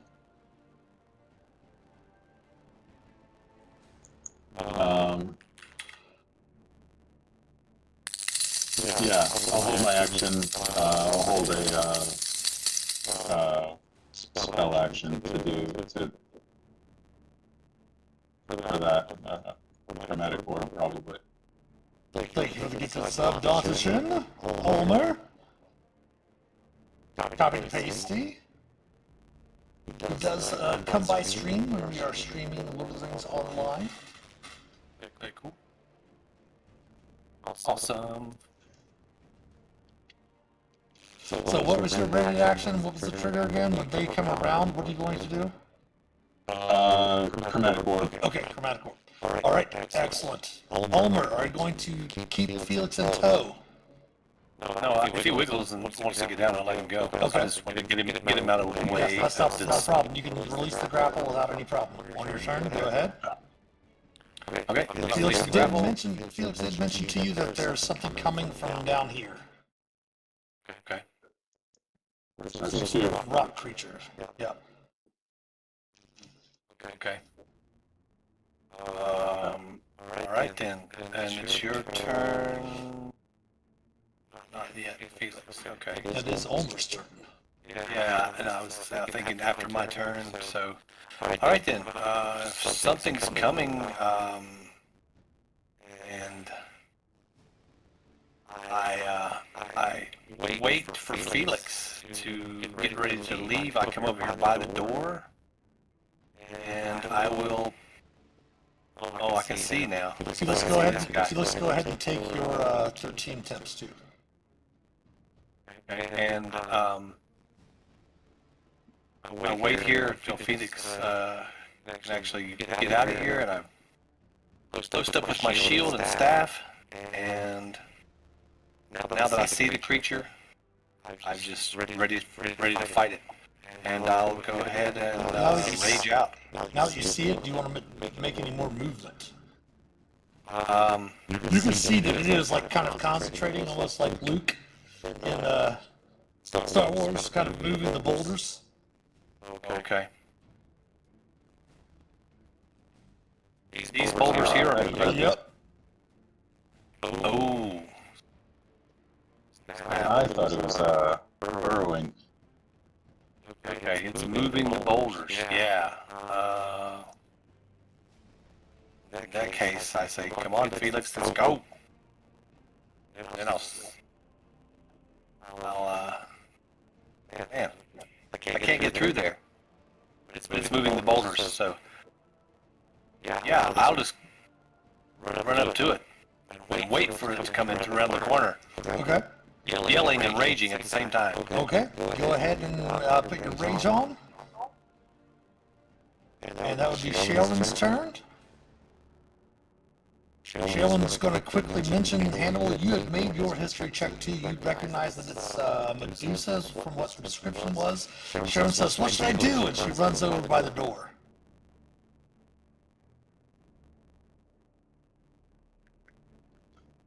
I would, knowing Hannibal, I look around and say, where the hell are they? I'm half tempted to head back towards the door to figure out what's going on. Alright, well, you and Sheldon did hear, Felix mentioned that they might be coming around, the other side.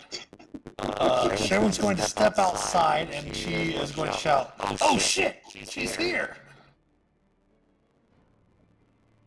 And you see Sharon kind of hearing the whole thing about that Ulmor mentioned about their, they can petrify you with their eyes or whatever. She does kind of pull her shield up.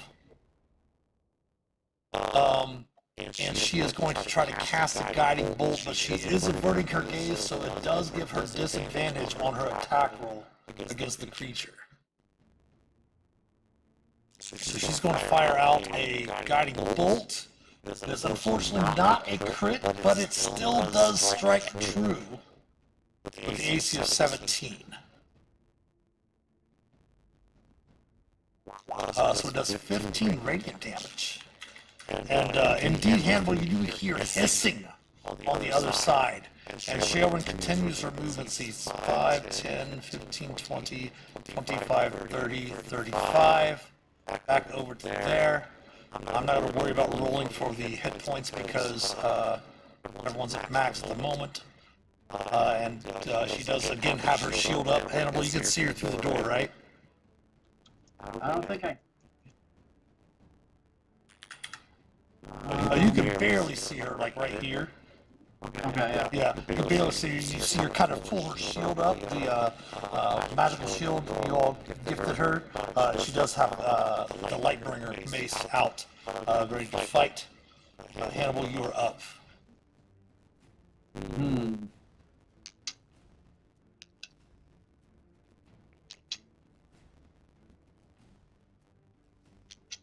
I don't have anything.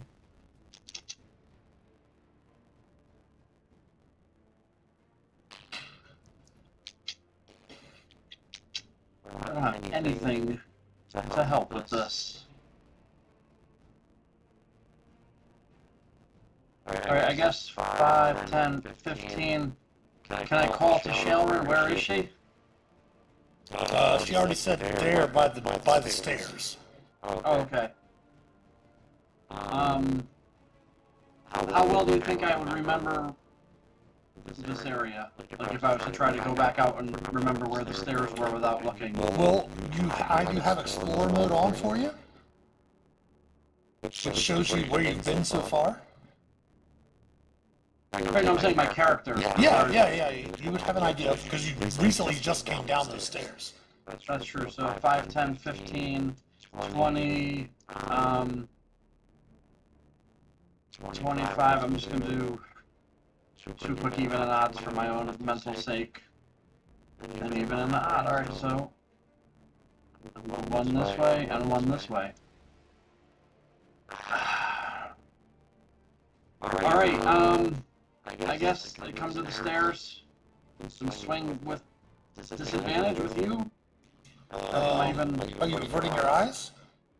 I would be trying to the whole time, of course. Okay, then you would have disadvantage, yes.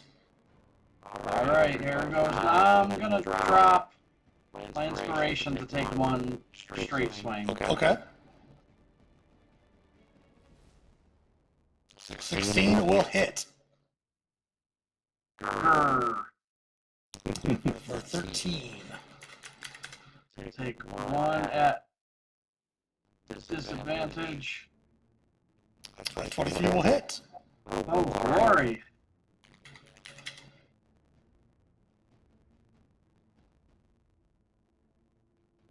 And I think, crap, this is probably one of the bigger fights. I'm going to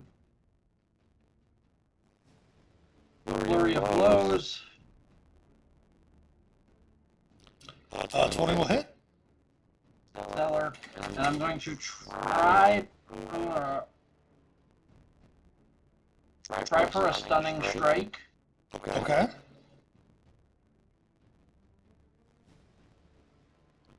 I think you've played a monk before, right? But just for everyone else, bing. Alright, so she is Stunned. She is stunned. So I don't know what that does for looking at her. You do not know what it does for looking at her. Right, so I'm going to take another punch at disadvantage. My second from flurry of blows.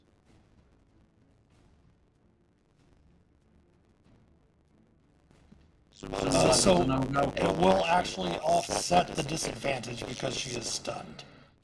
Okay. So that would still be an 11, right? Correct, and that will miss. Alright. Should have shoved her to the ground. Alright. That's my turn. Alright, she's going to be stunned.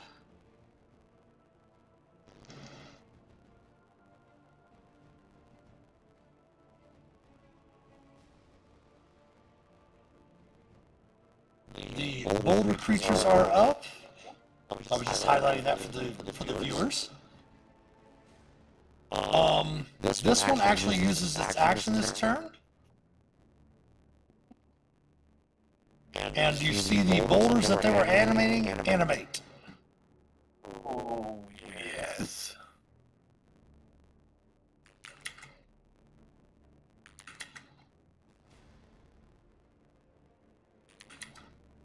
Oh boy.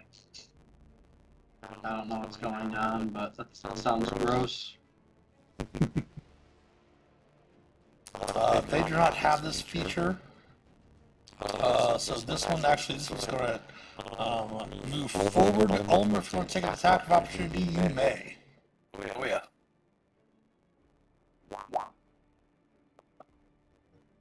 Roll damage.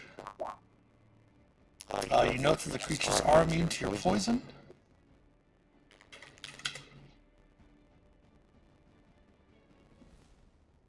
So this one is going to attempt to slam Ulmor.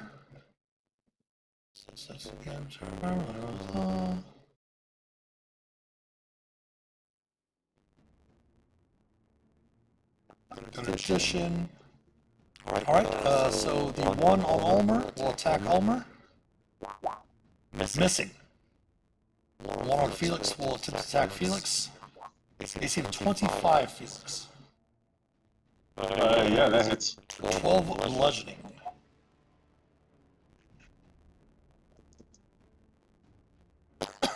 This one's just going to be hanging out there, Ulmor. Can't really do anything else. Let's see.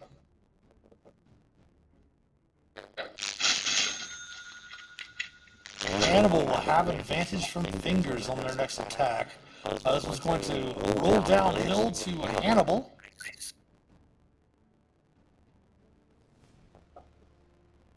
Okay.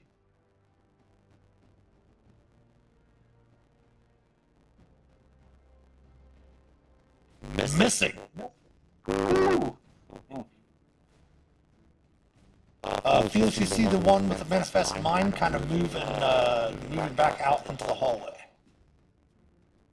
Alright. So do I know I said, like, I don't know if how I worded it counts. Like, would I get an attack on one of these two? Sure. Yeah. My apologies. Go ahead and make your chromatic orb against this one before it moved up to you. Alright. You can make that without disadvantage. Yeah, that'll hit. Okay. What type of damage was it? We're gonna do lightning. Okay.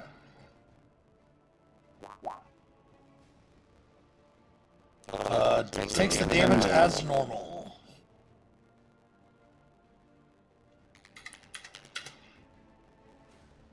Alright.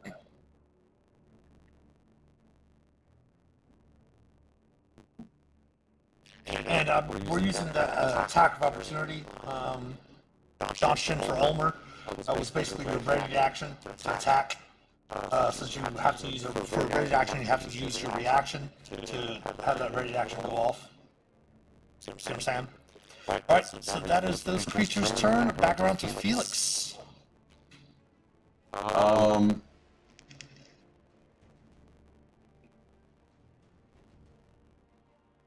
Shoot.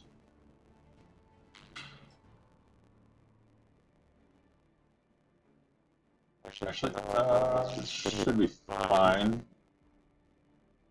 If I go here, can I set a cone to hit the two of them without hitting Ulmor? Sure. Alright.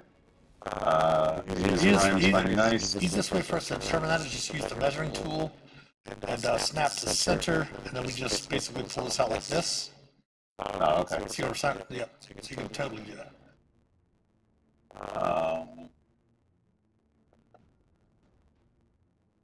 So Ryan's finding ice, and I will switch it to.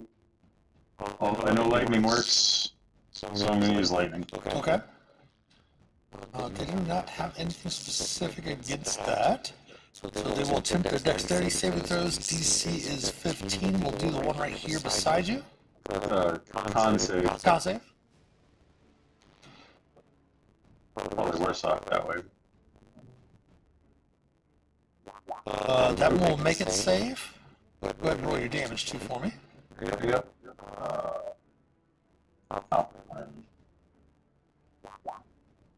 So they will both take 6 lightning damage, but will not be held in place. All right. Anything else for Phelix? I'm going to pull the manifest mind back in here, Okay. and that'll be it. All right, Ulmor, you're up. Okay.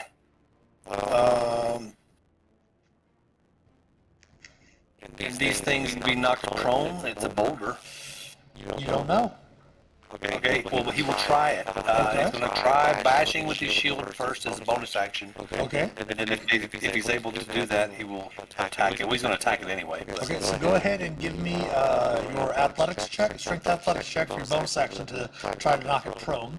It will resist with its strength athletics as well. Damn. Raging? I'm You have an raging. advantage, yes. That's Okay, thank you. Yes, I am raging. Yes. that will knock it prone. Cool. Now I will attack it. Do you have advantage on your attack? 44. It will hit for 12 damage. As indeed, these creatures, as I mentioned before, are immune to poison. Okay. And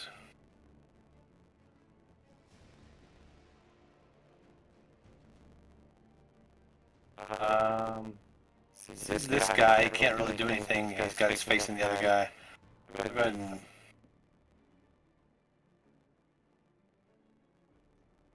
no, it's gonna stay there. I'll stay there for now.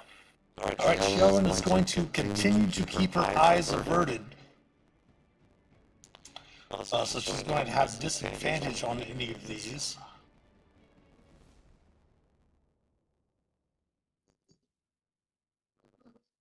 And she is going to attempt another guiding bolt. Disadvantage. Oops. There we go. A 12 is going to miss. Hannibal, are you going to still keep your eyes averted? Of course. Okay. So I'm going to cue with straight roll with thank you very much fingers. Woo! That will hit. Thank you fingers. That's 7 damages for you. That bar didn't really move that much. Oh boy. Again, disadvantage this time. A 14 will miss. Actually, a 26 will hit because she's stunned still. She stuns these. Excellent.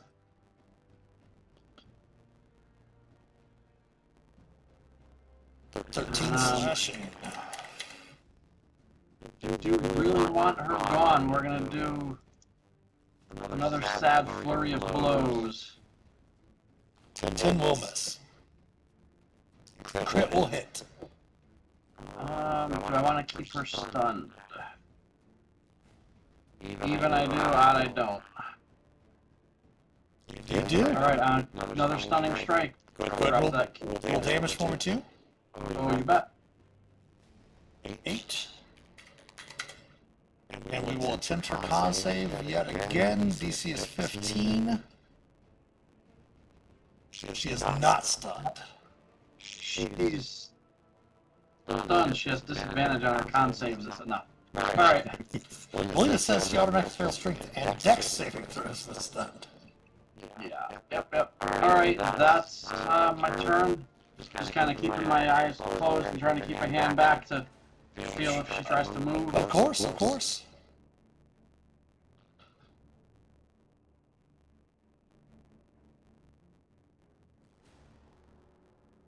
She's going to make 3 melee attacks, 1 with her snake hair and 2 with her short sword. Alright, let me bring up my hit points. So her snake hair first. AC of 23. Oh shit. 5 piercing and 15 poison damage. Oh. What was I at? What was that? I pressed 20 instead of minus 20. I don't remember what I was at. I think I was only down a couple, right? Because she already healed me up. When she only cast that put you, healed you towards. Put yourself, we'll say, at 60 something, 68, I think it was before you got into this combat. Sounds good. So again, take the, so it's 20 total damage, so take the 13 temps off and then take 7 normal. Yeah. And then she will swing with her short sword twice. Missing. And then hitting. Actually, yes, the second one will definitely miss because it is still an advantage since you are avoiding your gaze. But her second attack will hit for 8 piercing. Okay. Minus 8, not 8. Perfect. Alright, the bolder creatures are up. Ulmor, you note that this one is kind of moving away. Alright. This one's going to step down in front of his goddess. 5, 10, rolling downhill. Unfortunately, there are no boulders here for these guys to use. So the first one, rolling downhill towards Hannibal.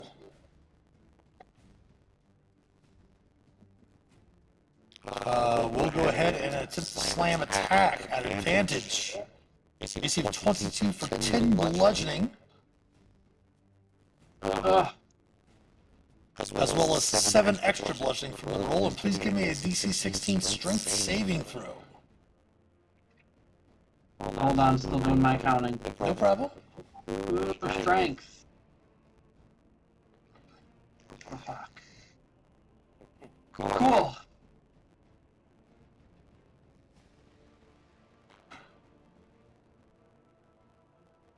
And you are now prone, yes. Go ahead and take the dodge off you there too. Yep.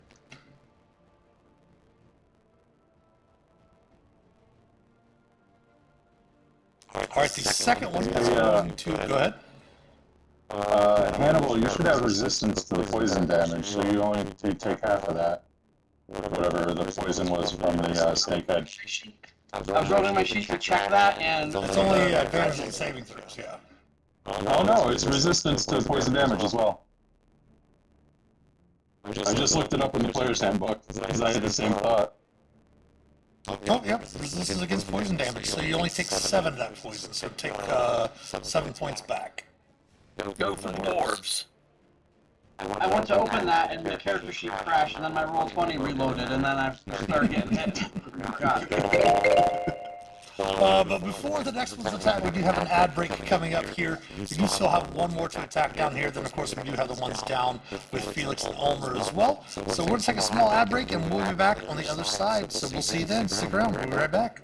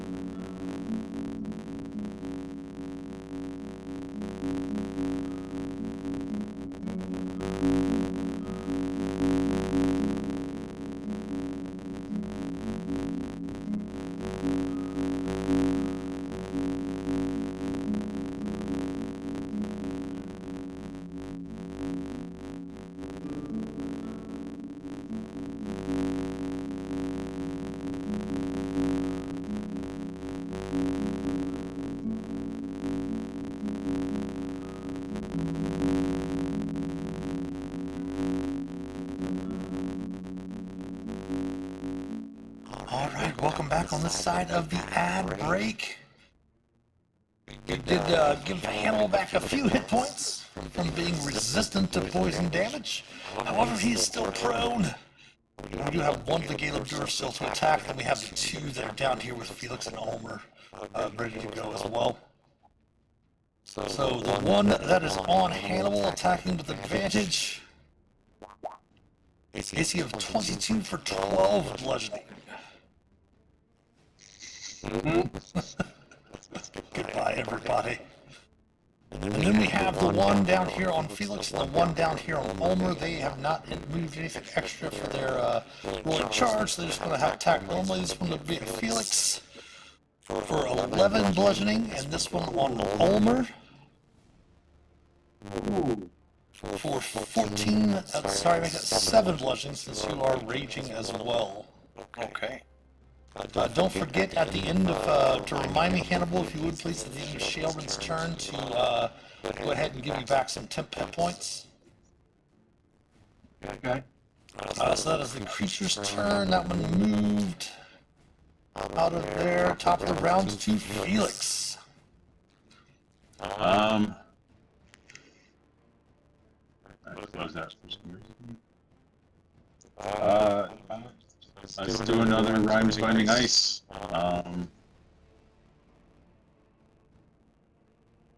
And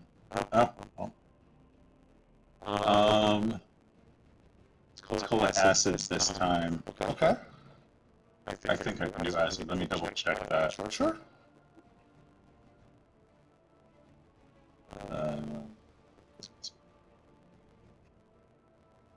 Acid, cold firelight. Yep, acid.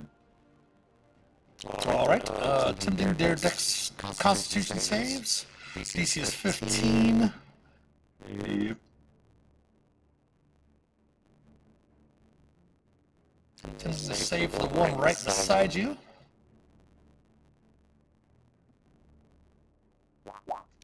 Will make it save, but it does still take the full 5 acid. I mean, it made the save, so it takes half the damage still. And then attempting to save for the one there.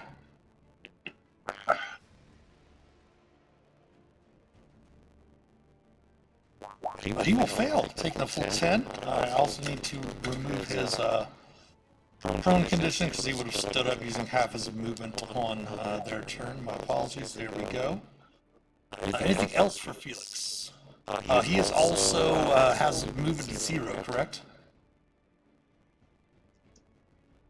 Yes. Has he failed? Perfect. Okay.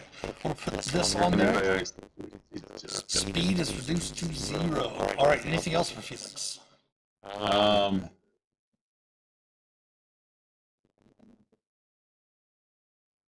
mean, I would push that one away from me, but it's just going to move up to me next time. I'm not going to run and leave Ulmor here alone. So,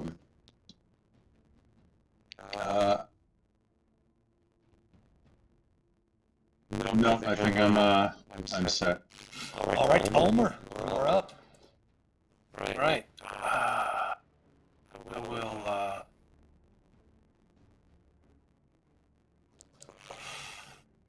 attack this one Okay. with the staff. That will miss, unfortunately.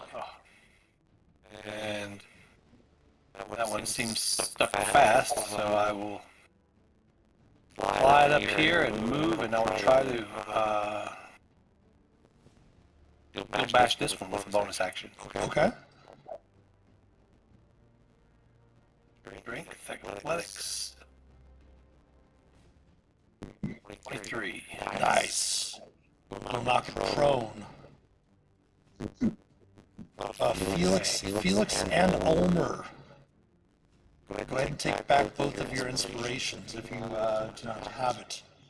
As Ulmor is very inspiring, stepping up into the midst of the combat to protect his halfling friend. Unfortunately, I would give it back to the rest of the party, but they can't see it. They didn't see how heroic that was. Thanks, buddy. You're welcome. Alright, and this one is, he's stuck in ice. No, he's kind of stuck in acid at the moment. There's acid bubbling around his feet. Ooh, okay. This one is not prone. Yes, because now they will still get attack opportunities if you move away. It doesn't stop them from getting attacks. It just this one's speed is reduced to 0, and this one's just prone. Okay, good enough. Alright, I'll stand fast with my shield at the ready. Okay. Sheldon is up. She is still going to avoid her gaze. Actually, yeah, she is still going to avoid her gaze.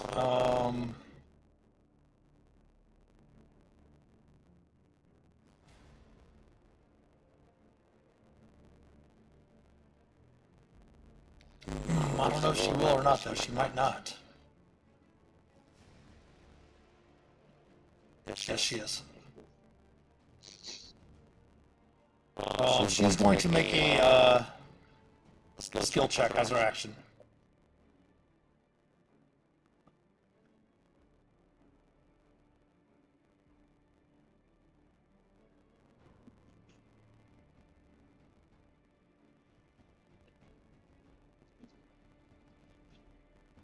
Kind of avoiding your gaze, Hannibal, kind of down there on the ground, you see her fumbling in her pack. On her turn, she, as a free object interaction, reaching into her pack, she pulls out a mirror. And she moves forward. Hannibal, it's your turn.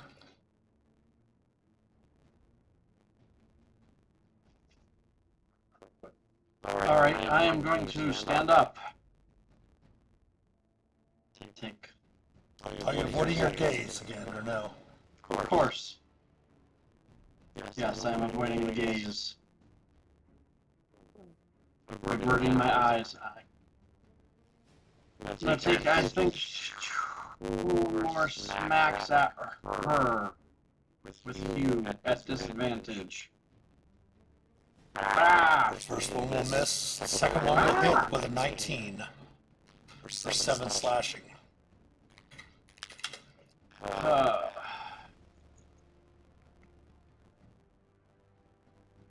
I feel like this is important. I'm going to turn around, burn a key point, which I'm now out of, and I'm going to punch her in the snake head twice. Or wherever you can hit. Unfortunately, they both will miss. That was a bonus action, so that's me. All right. The Medusa creature is up. Go ahead and remove the prone condition from yourself, if you would, please. You keep trying to, when I click on it, nothing happens. There we go. I don't think my wife... I would start singing some Chumbawamba, but I think my wife's in hearing range and she hates that song. You guys can feel free to sing it, though, if you want to. I get knocked down, but I get up again. Leave it to the bard. There we go, exactly right. She's going to attack Hannibal again with her multi-attack. Snake here attack first. Misses. Oh, I get my 13. Yes. Oh, yes. No, let me roll it for you. You have to roll that, unfortunately. It's plus 7. So, 12 back. Yeah. Gotcha, I see what you mean. 12, yeah. We'll miss with her snake hair and then her short swords. One will hit for 6. I got 10 hit points, girl, I don't care. That is true. The stone creatures are up. Let's see. Nope, oops. It's going to continue 5, 10, 15, then dash. And 15 cannot make any rolling moves while it's not rolling down the stairs. This one does turn towards children. This one is still staying on Hannibal. Then there's still the one here that's going to stand up. This one is going to use an action to... This one's action is going to be spent because it's going to use its action to get rid of the situation with stopping its movement. So that does stop it from acting. However, this one's still going to attack Phelix. This one's going to attack Hannibal at advantage. This one's going to attack Sheldon at advantage. So the one that does not have advantage first will attack Phelix. Hitting for 11 bludgeoning. Unless... Actually, I think shield... No, wouldn't help. Yeah, I was going to say shield wouldn't even help, yeah. And then the one on Sheldon attacking at advantage. It's going to still miss because you gave her that shield. Her AC is 19, so that 18 will miss. And then the advantage attack on Hannibal will miss as well. Phelix, back around to you.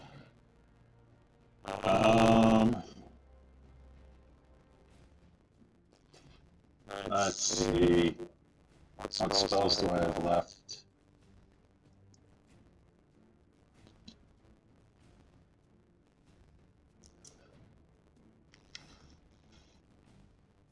Alright, I am going to...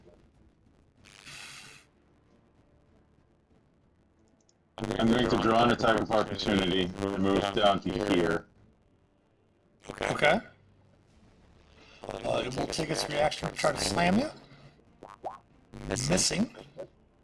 Alright, and then I'm going to cast Haste on Ulmor. Man, Sheldon and Hannibal will be getting so much inspiration back if they can only see what the two of you are doing down here. Let's not be hasty, but yes, let's be hasty. For those watching, this is how you split the party without the party splitting themselves. Yeah, so... We could have run, but, you know. Oh, no, it's doing great so far, because you guys would have had disadvantage if you were up there in a lot of cases trying to avoid the gaze and stuff like that. So, Ulmor, your AC will increase to, I believe, 20, as well as you have advantage on dexterity saving throws. And then you will also get an additional action on your turn, which means that you can attack with one attack. You can dash, disengage, hide, or use an object. Very nice. Okay. It did miss you, Felix. Do you have any other movement then? No, because if I move anymore, I'll be in range of the other character, so... Fair enough, fair enough. I'm just gonna stay here and concentrate. Alright. Ulmor, you're up. Okay. I will attack the one that I have been trying to beat down. One to the west, alright. Yes. That unfortunately will miss. And I just reach out again, bash, try to hit him with a shield, Okay. try to knock him down. Athletics versus athletics. Ooh. It will stand firm. Okay. He's still raging, so he gets the. Oh yeah. You get the 15. Yes, so it will knock it prone. You have your ace attack. Yes. Okay. All right.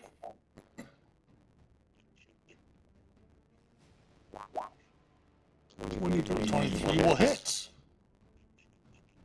Yeah. Again, you note that the poison damage does nothing to the creature. Okay. Yes. Let's take them, Felix. We've got them right where we want them. And as Hannibal noted earlier, the bar barely moved. In turn, Ulmor? Yes. No. I'm done. Okay. Shae is up. Do you have another dad joke before you're finished, Ulmor? Well, yeah, sure. Why not? What does the ogre call a knight in armor? Tin beef. Nice. Nice. Alright, Shae is up. She is going to spend this turn to use a 4th level spell and reach over and heal Hannibal. Yay! For 17 points.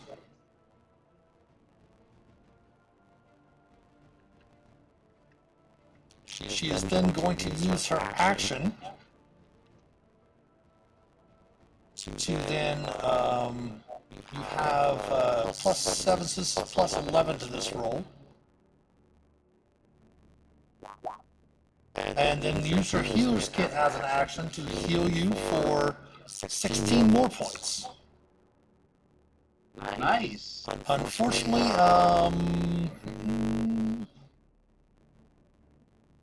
that does require that, so it's going to force something for her to make a Constitution saving throw on the Medusa.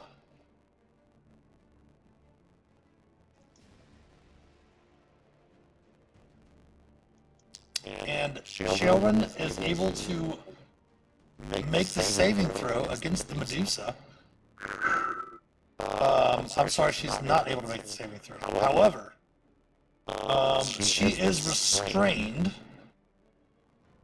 as she starts to become petrified. Saving throw was a 14, not a 13. My apologies. Oh boy. And we're going to put that on a 1.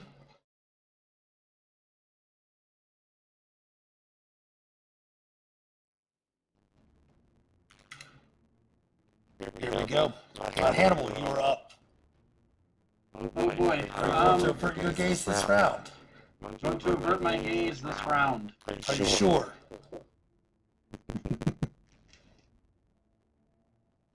For the first swing, yes. Do you have to? It's all or nothing. Avert my gaze. All right. Take a hew at her head. That will miss. Damn it. Damn it. That will miss. Punch her once in anger. That will hit. Or... crap. Let me just double check one thing quickly.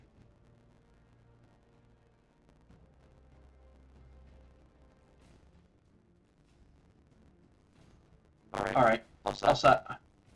All right. She is up. She is going to continue what she was doing before.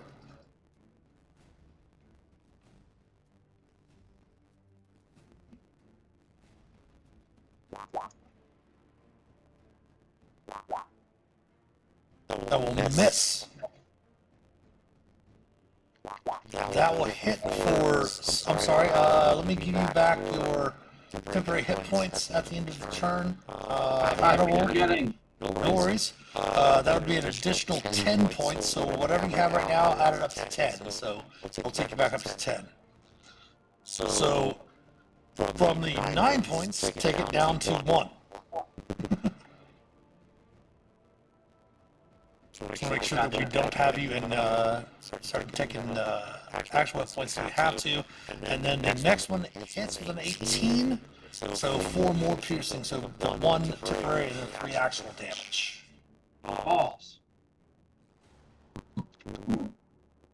Let's do the ones down here that don't have advantage first. Both of them on Ulmor.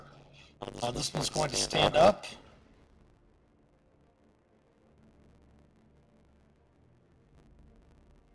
AC of 20 Ulmor for 8 bludgeoning. Half since you are raging. The one to the north of you. AC of 17 will miss, correct? You have an 18 AC? Yes, perfect. There's a 20 right now. 20. 20 right now, yes. And then we have the one up on Hannibal at advantage for 12 bludgeoning. Why is it at advantage? It hits the other way.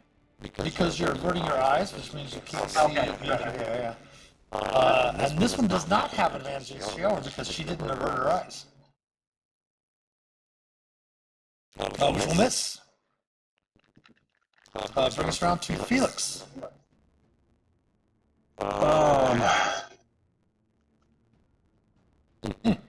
Dude,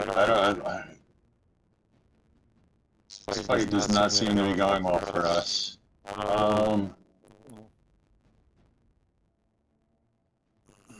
Keep concentrating, so I can't do much there.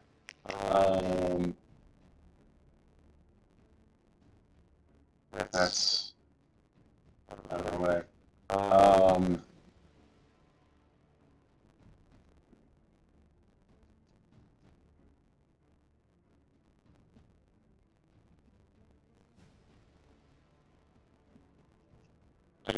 gonna chill touch.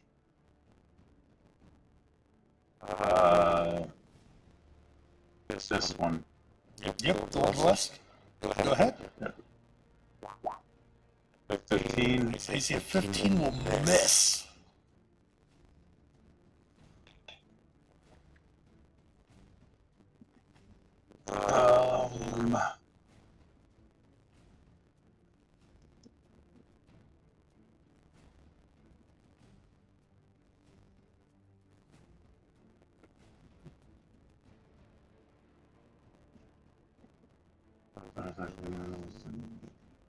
You or it can. Oh, okay.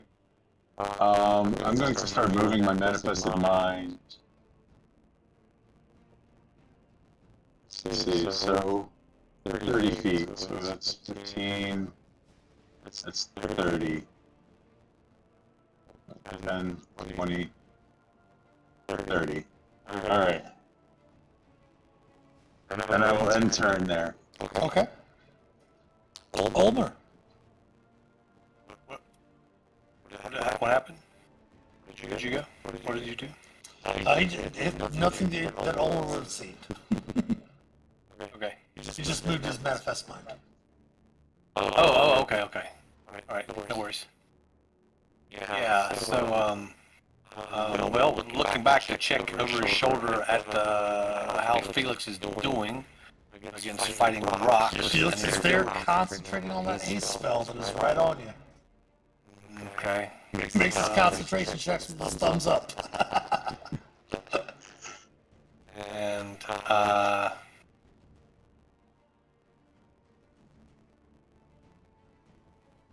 this is, wait a second, and he looks around and they don't have any friends. He's angry, he's feeling hasty, and I just decide to attack this one once again because I'm raging. Yep. And he can't really, he wants to do something else, but he's not sure what he wants to do. Do you want to before you attack? Do you want a bonus action to slam it or try to hit it with the shield? Yeah, I'll do it before, sure. This one's the same one. Alright, attempting its athletic check versus yours.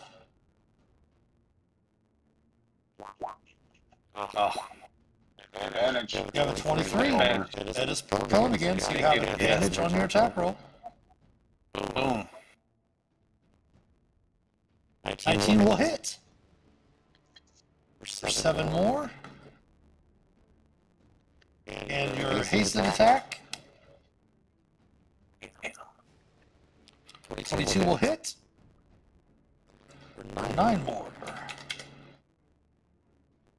Okay. Starting to see the bar go down. Chipping away. Chipping away at the stone. Literally chipping away. In turn. Alright, Shaelyn is up. She is going to avert her gaze this time, but she does get another saving throw at the start of her turn. A con saving throw. Come on, use your DM advantage. She will fail again. 2.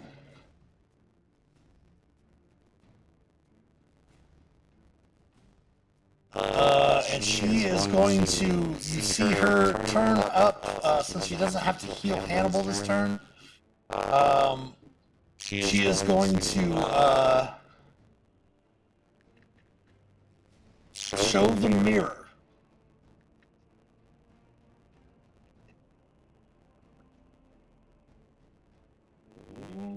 Forcing the Medusa to make its own saving throw, I believe. Nope. It is affected by its own, yeah, well, no, it is affected by its own gaze. So we'll have to make a Constitution saving throw. No, Medusa's not controlling. Medusa's controlling the, they're not really controlling them. They're like fanatics. They're kind of in a cult. You know how cultists cause problems. Answering Chief's questions there. She's went ahead and did it, giving the Medusa disadvantage on her saving throw. Yes. Oh man. And indeed, she fails her saving throw, and she turns to stone. Woohoo! However, Shaelyn herself is starting to fight as well. Hannibal, you do hear Shaelyn say that it is safe. Kill them.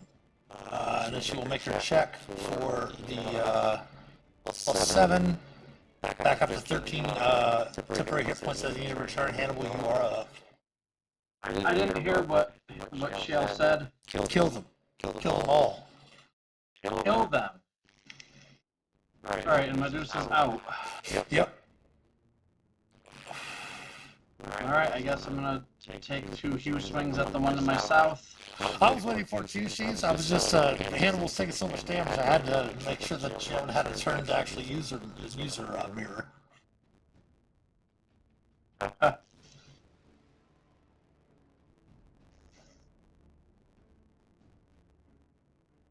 And which one are you attacking? The one to the south. One to the south, the 15 will miss. Nice, I'll swing again. The 13 will unfortunately miss. I punch it once out of frustration. The 9 will unfortunately Your miss. Slam into a boulder.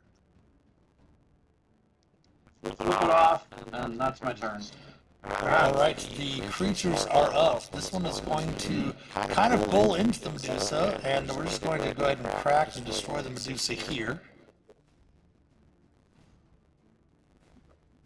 And so we have 1 on Shaelyn and 2 on Hannibal. And we have the 2 on Ulmor. We'll take the 2 on Ulmor first without the advantage. So that is 6 bludgeoning Ulmor. And a miss. The 1 on Hannibal. No, actually, we're just going to drop the advantage now. Miss.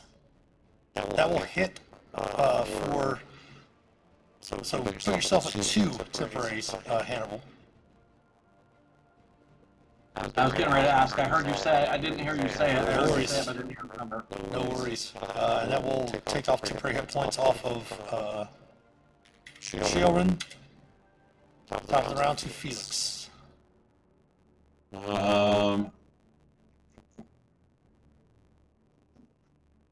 going to start by moving my 5, 10. If you want, you can move it up here to 10 up to here if you want. One more. 20, 25, 30. Alright. So that'll give me 30. Oh, I can see Hannibal now. Indeed. That's a pretty intact Gale of Jura there. And you guys, I believe you might be able to kind of see the crumbled pieces of a petrified statue of the Medusa underneath this creature's. Oh, okay. Yeah. I was going to say, I can't really see much of anything other than this one here and the top half of this one. But, I think this is the last time I can do this today. Yeah, the last one. I'm going to cast.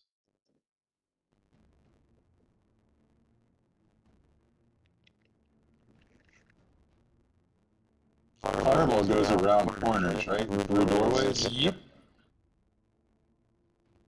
Alright, I'm going to cast a Fireball. I'm going to center it. So let's pull out a template. That sounds like a fun idea for this one.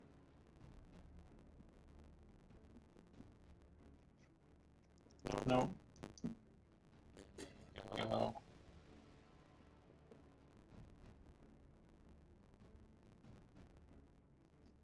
Right there. Down one.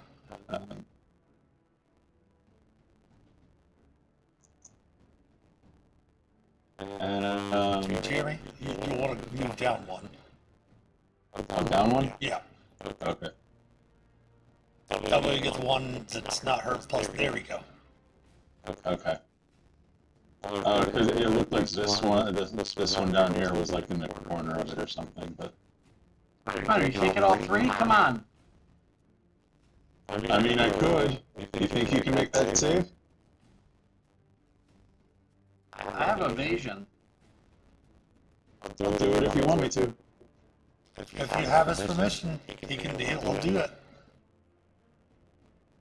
Watch me do it. Like the god of all fireball spells.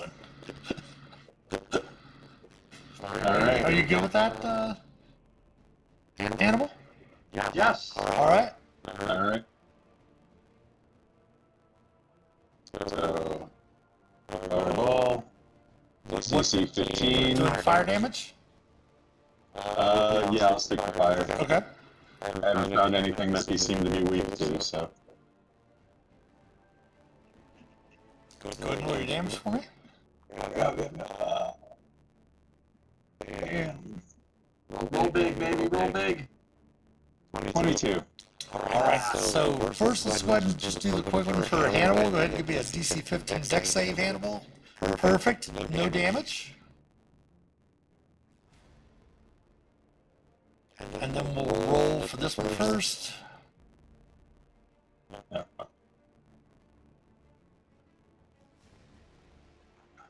Succeed, taking 11. One to the south.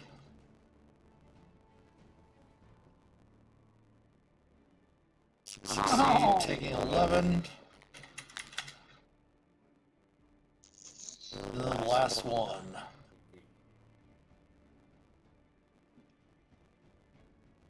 Fail, taking 22. All right, anything else for Phelix? That was action, bonus action. Nope, I'm good. Ulmor. The one to the west of you is sorely wounded. Yes. I have no idea what the hell's going on down there. Swing his staff down upon the stone. Go it. for 10. Let's do 2. Perfect. Right.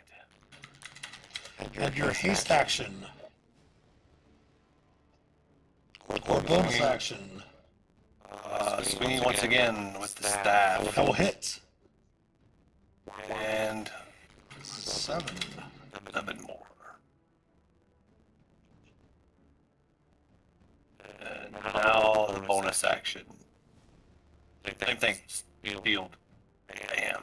Okay. Trying to knock it down.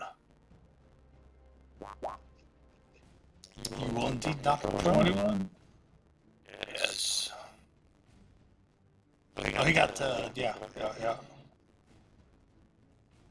I thought mine went. I thought mine went through first. I was like, yeah, you succeeded.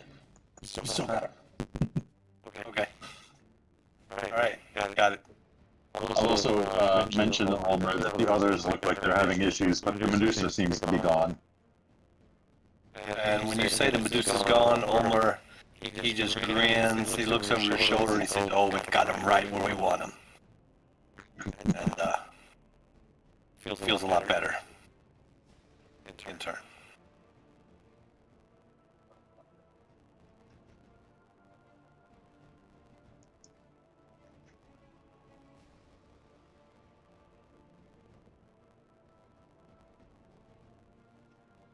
Looking at his shield, he kind of polishes the hawk on the front of it for just a second, thinking he might later use some crayons and draw some meat on there, and he can call it his meat shield.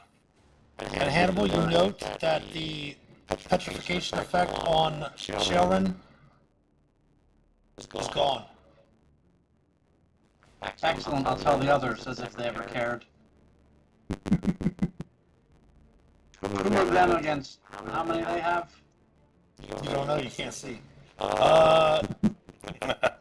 There's like 15 of them down here. So it's all good. She's going to go ahead and heal, actually no, she's going to go ahead and... Guiding, no, she can't do that. She's going to... Now she's going to go ahead and step back first. Invoke attack of opportunity. Missing. She is going to then cast a 3rd level guiding bolt. Missing. Hannibal, you're up. Alright, I'm going to be with the one to my south. That will hit. Yay! Second attack. Will miss. One swing at this thing to my south. That will miss as well. I'll change my dice. I'll flip it off. Say back to you. Alright, this one here will say that they are going to, will shout something. What languages does Shaelrin and, actually I don't think what languages does Hannibal speak? Abyssal, Common, Dwarvish, Undercommon. Alright, they are going to start to retreat. Which one would you like to take an attack of opportunity against Hannibal? Probably the one with the... Can I tell that this one's hurt more? Of course. It's got more cracks in its surface. That one. Go ahead. That will hit on the number. Nice. Alright, they are going to then,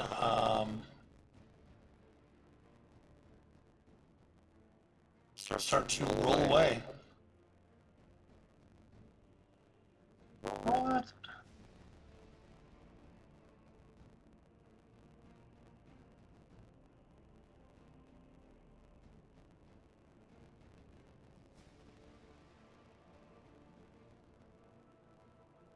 However, the ones on Ulmor and Phelix are not leaving, as they are animated versions of the creatures. Will stand. Sure, you got the ones with brains. The 2 on Ulmor. Slam. Ooh! So that would only be 9 points of bludgeoning, Ulmor, since you're Okay. raged, and then 4 more, so a total of 13 of bludgeoning. Okay. Phelix. I'm running sparse. I will say this, Felix. You saw them roll down into the boulders and all of the stuff down here, Yep. and kind of blend into the boulders and such like that.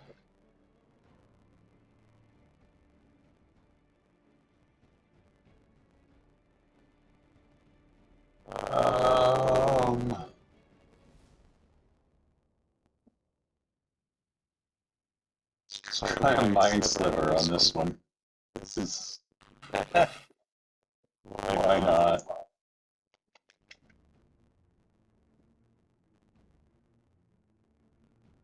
Alright, so she gets intelligence saving throw. She's at 15, and that will fail. So 3 whole psychic damage. They are not immune to psychic damage either. Though a minus D4 from the next check. Next saving throw. Yeah.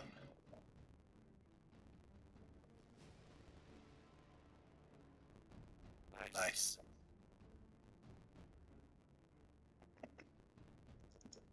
Anything else, Felix? I'm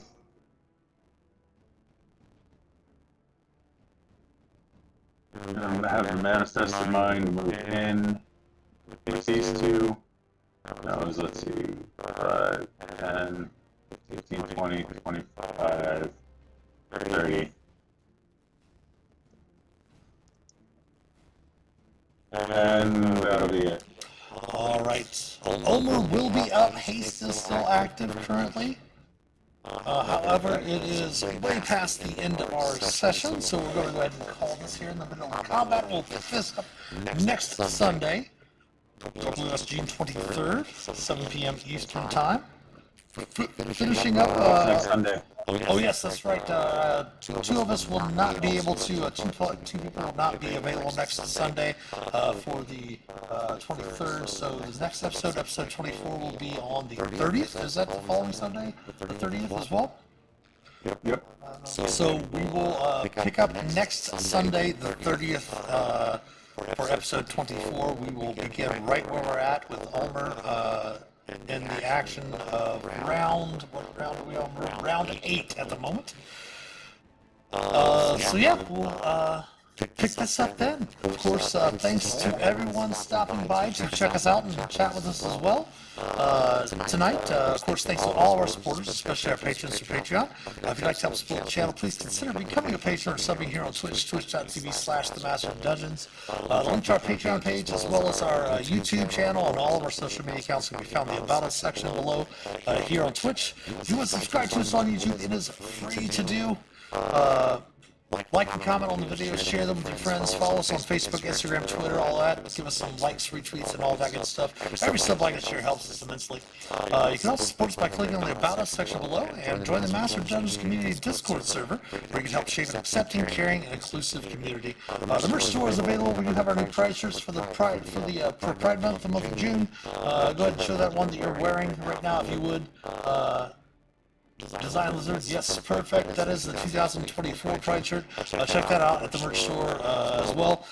And thanks for stopping by tonight. Again, we're going to go ahead and raid into somebody, so please stick around for that. And we'll hopefully see you tomorrow night for our Monday evening stream of Around the Campfire. So take care. We'll see you next time. And as always, happy adventuring. Stick around for the raid. We'll see you next time.